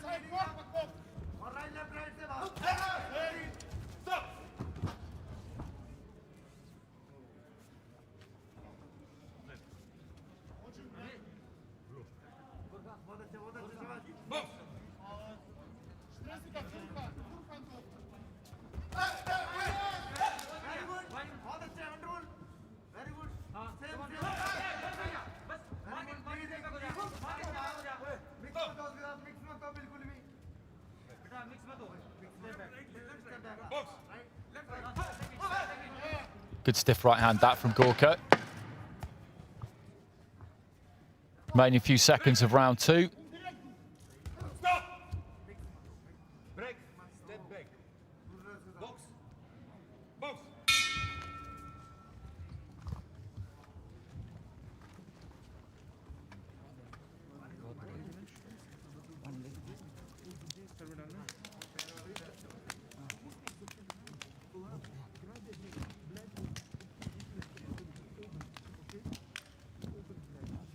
Gorka gets it, and with that point deduction as well, he's got a 3-point margin on 4 of those cards, so he's got 1 foot very much in the next round, where he would be in with Javier Herrera Montero of Cuba, who we've just seen. He did have the better of that round, Gorka. I don't think there's too much doubt about that. I think the fact that Cleach had to kind of come after him at the start of the round, having dropped that first round on 4 cards, I think that suited Gorka. That's his kind of a fight. Third round. So into the third round. This is the final round of the afternoon session on day 3 at the Halleleggia now, the home of the Kielce handball team. Nice right hand there from Cleach, followed by a left hand, then a right. Those are all scoring punches.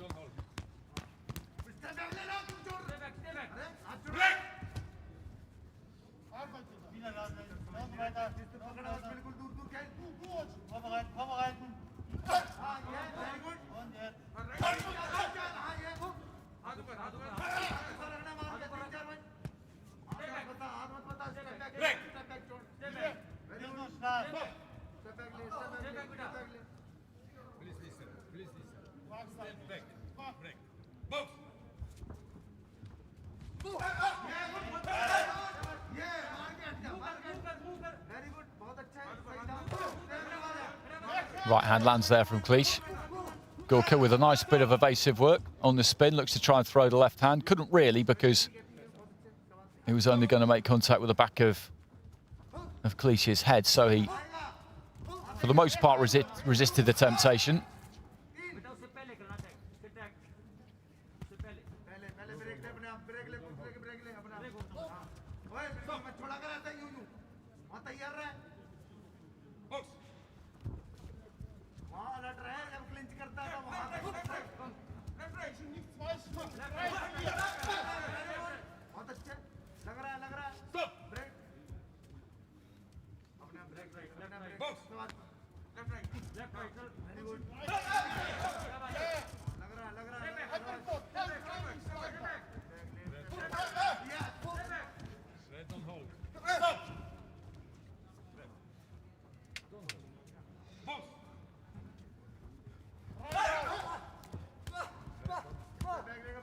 It's the final minute of this one, and Cleach still working. He knows that he's well behind here. And Gorka just wears a right hand from Cleach there. Had some success with that right in the opening round, the German. Gorka is a difficult man to get to grips with. He's a big unit for a lightweight. He's aggressive. He throws plenty of punches. Good right hand again there from Cleach. And again, counters him nicely there. And Gorka, I think, has found favour with the judges in the first round due to that aggression. It is a style often that the judges do like. And it'll be a hard night's work for anybody.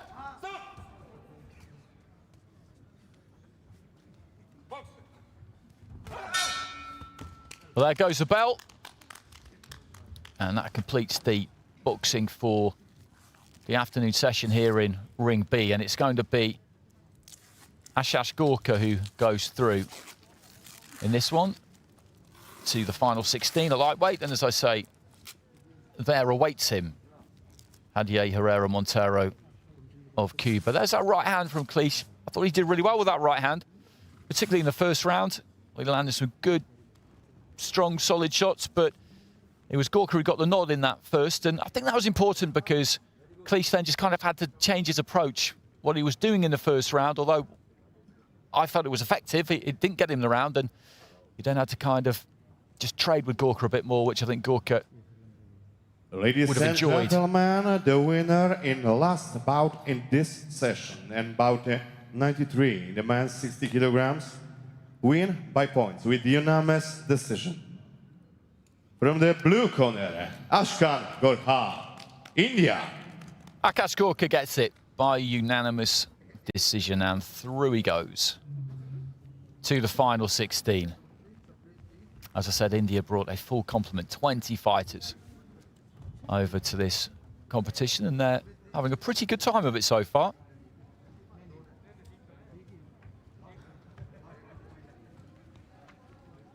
Wide margins, with 3 of the judges, 3 rounds to 0, plus the point deduction. And as I said, he's a real physical, muscular kind of fighter, Gorka. He's going to be difficult for anybody to counteract.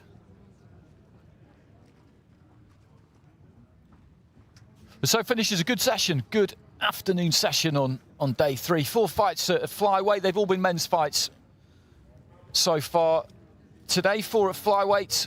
And we saw the quarter-final lineup take shape there. And then our first look at the lightweights. 8 fights in the 60-kilo category. And some good performances. When we come back in just under an hour's time, we have got 14 fights for you in the evening session.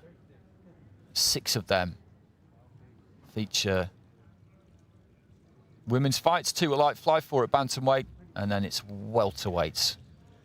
8 welterweight fights with the men. So do join us a little bit later on for that one. As I say, we will be back with the action underway in the ring in just under an hour's time.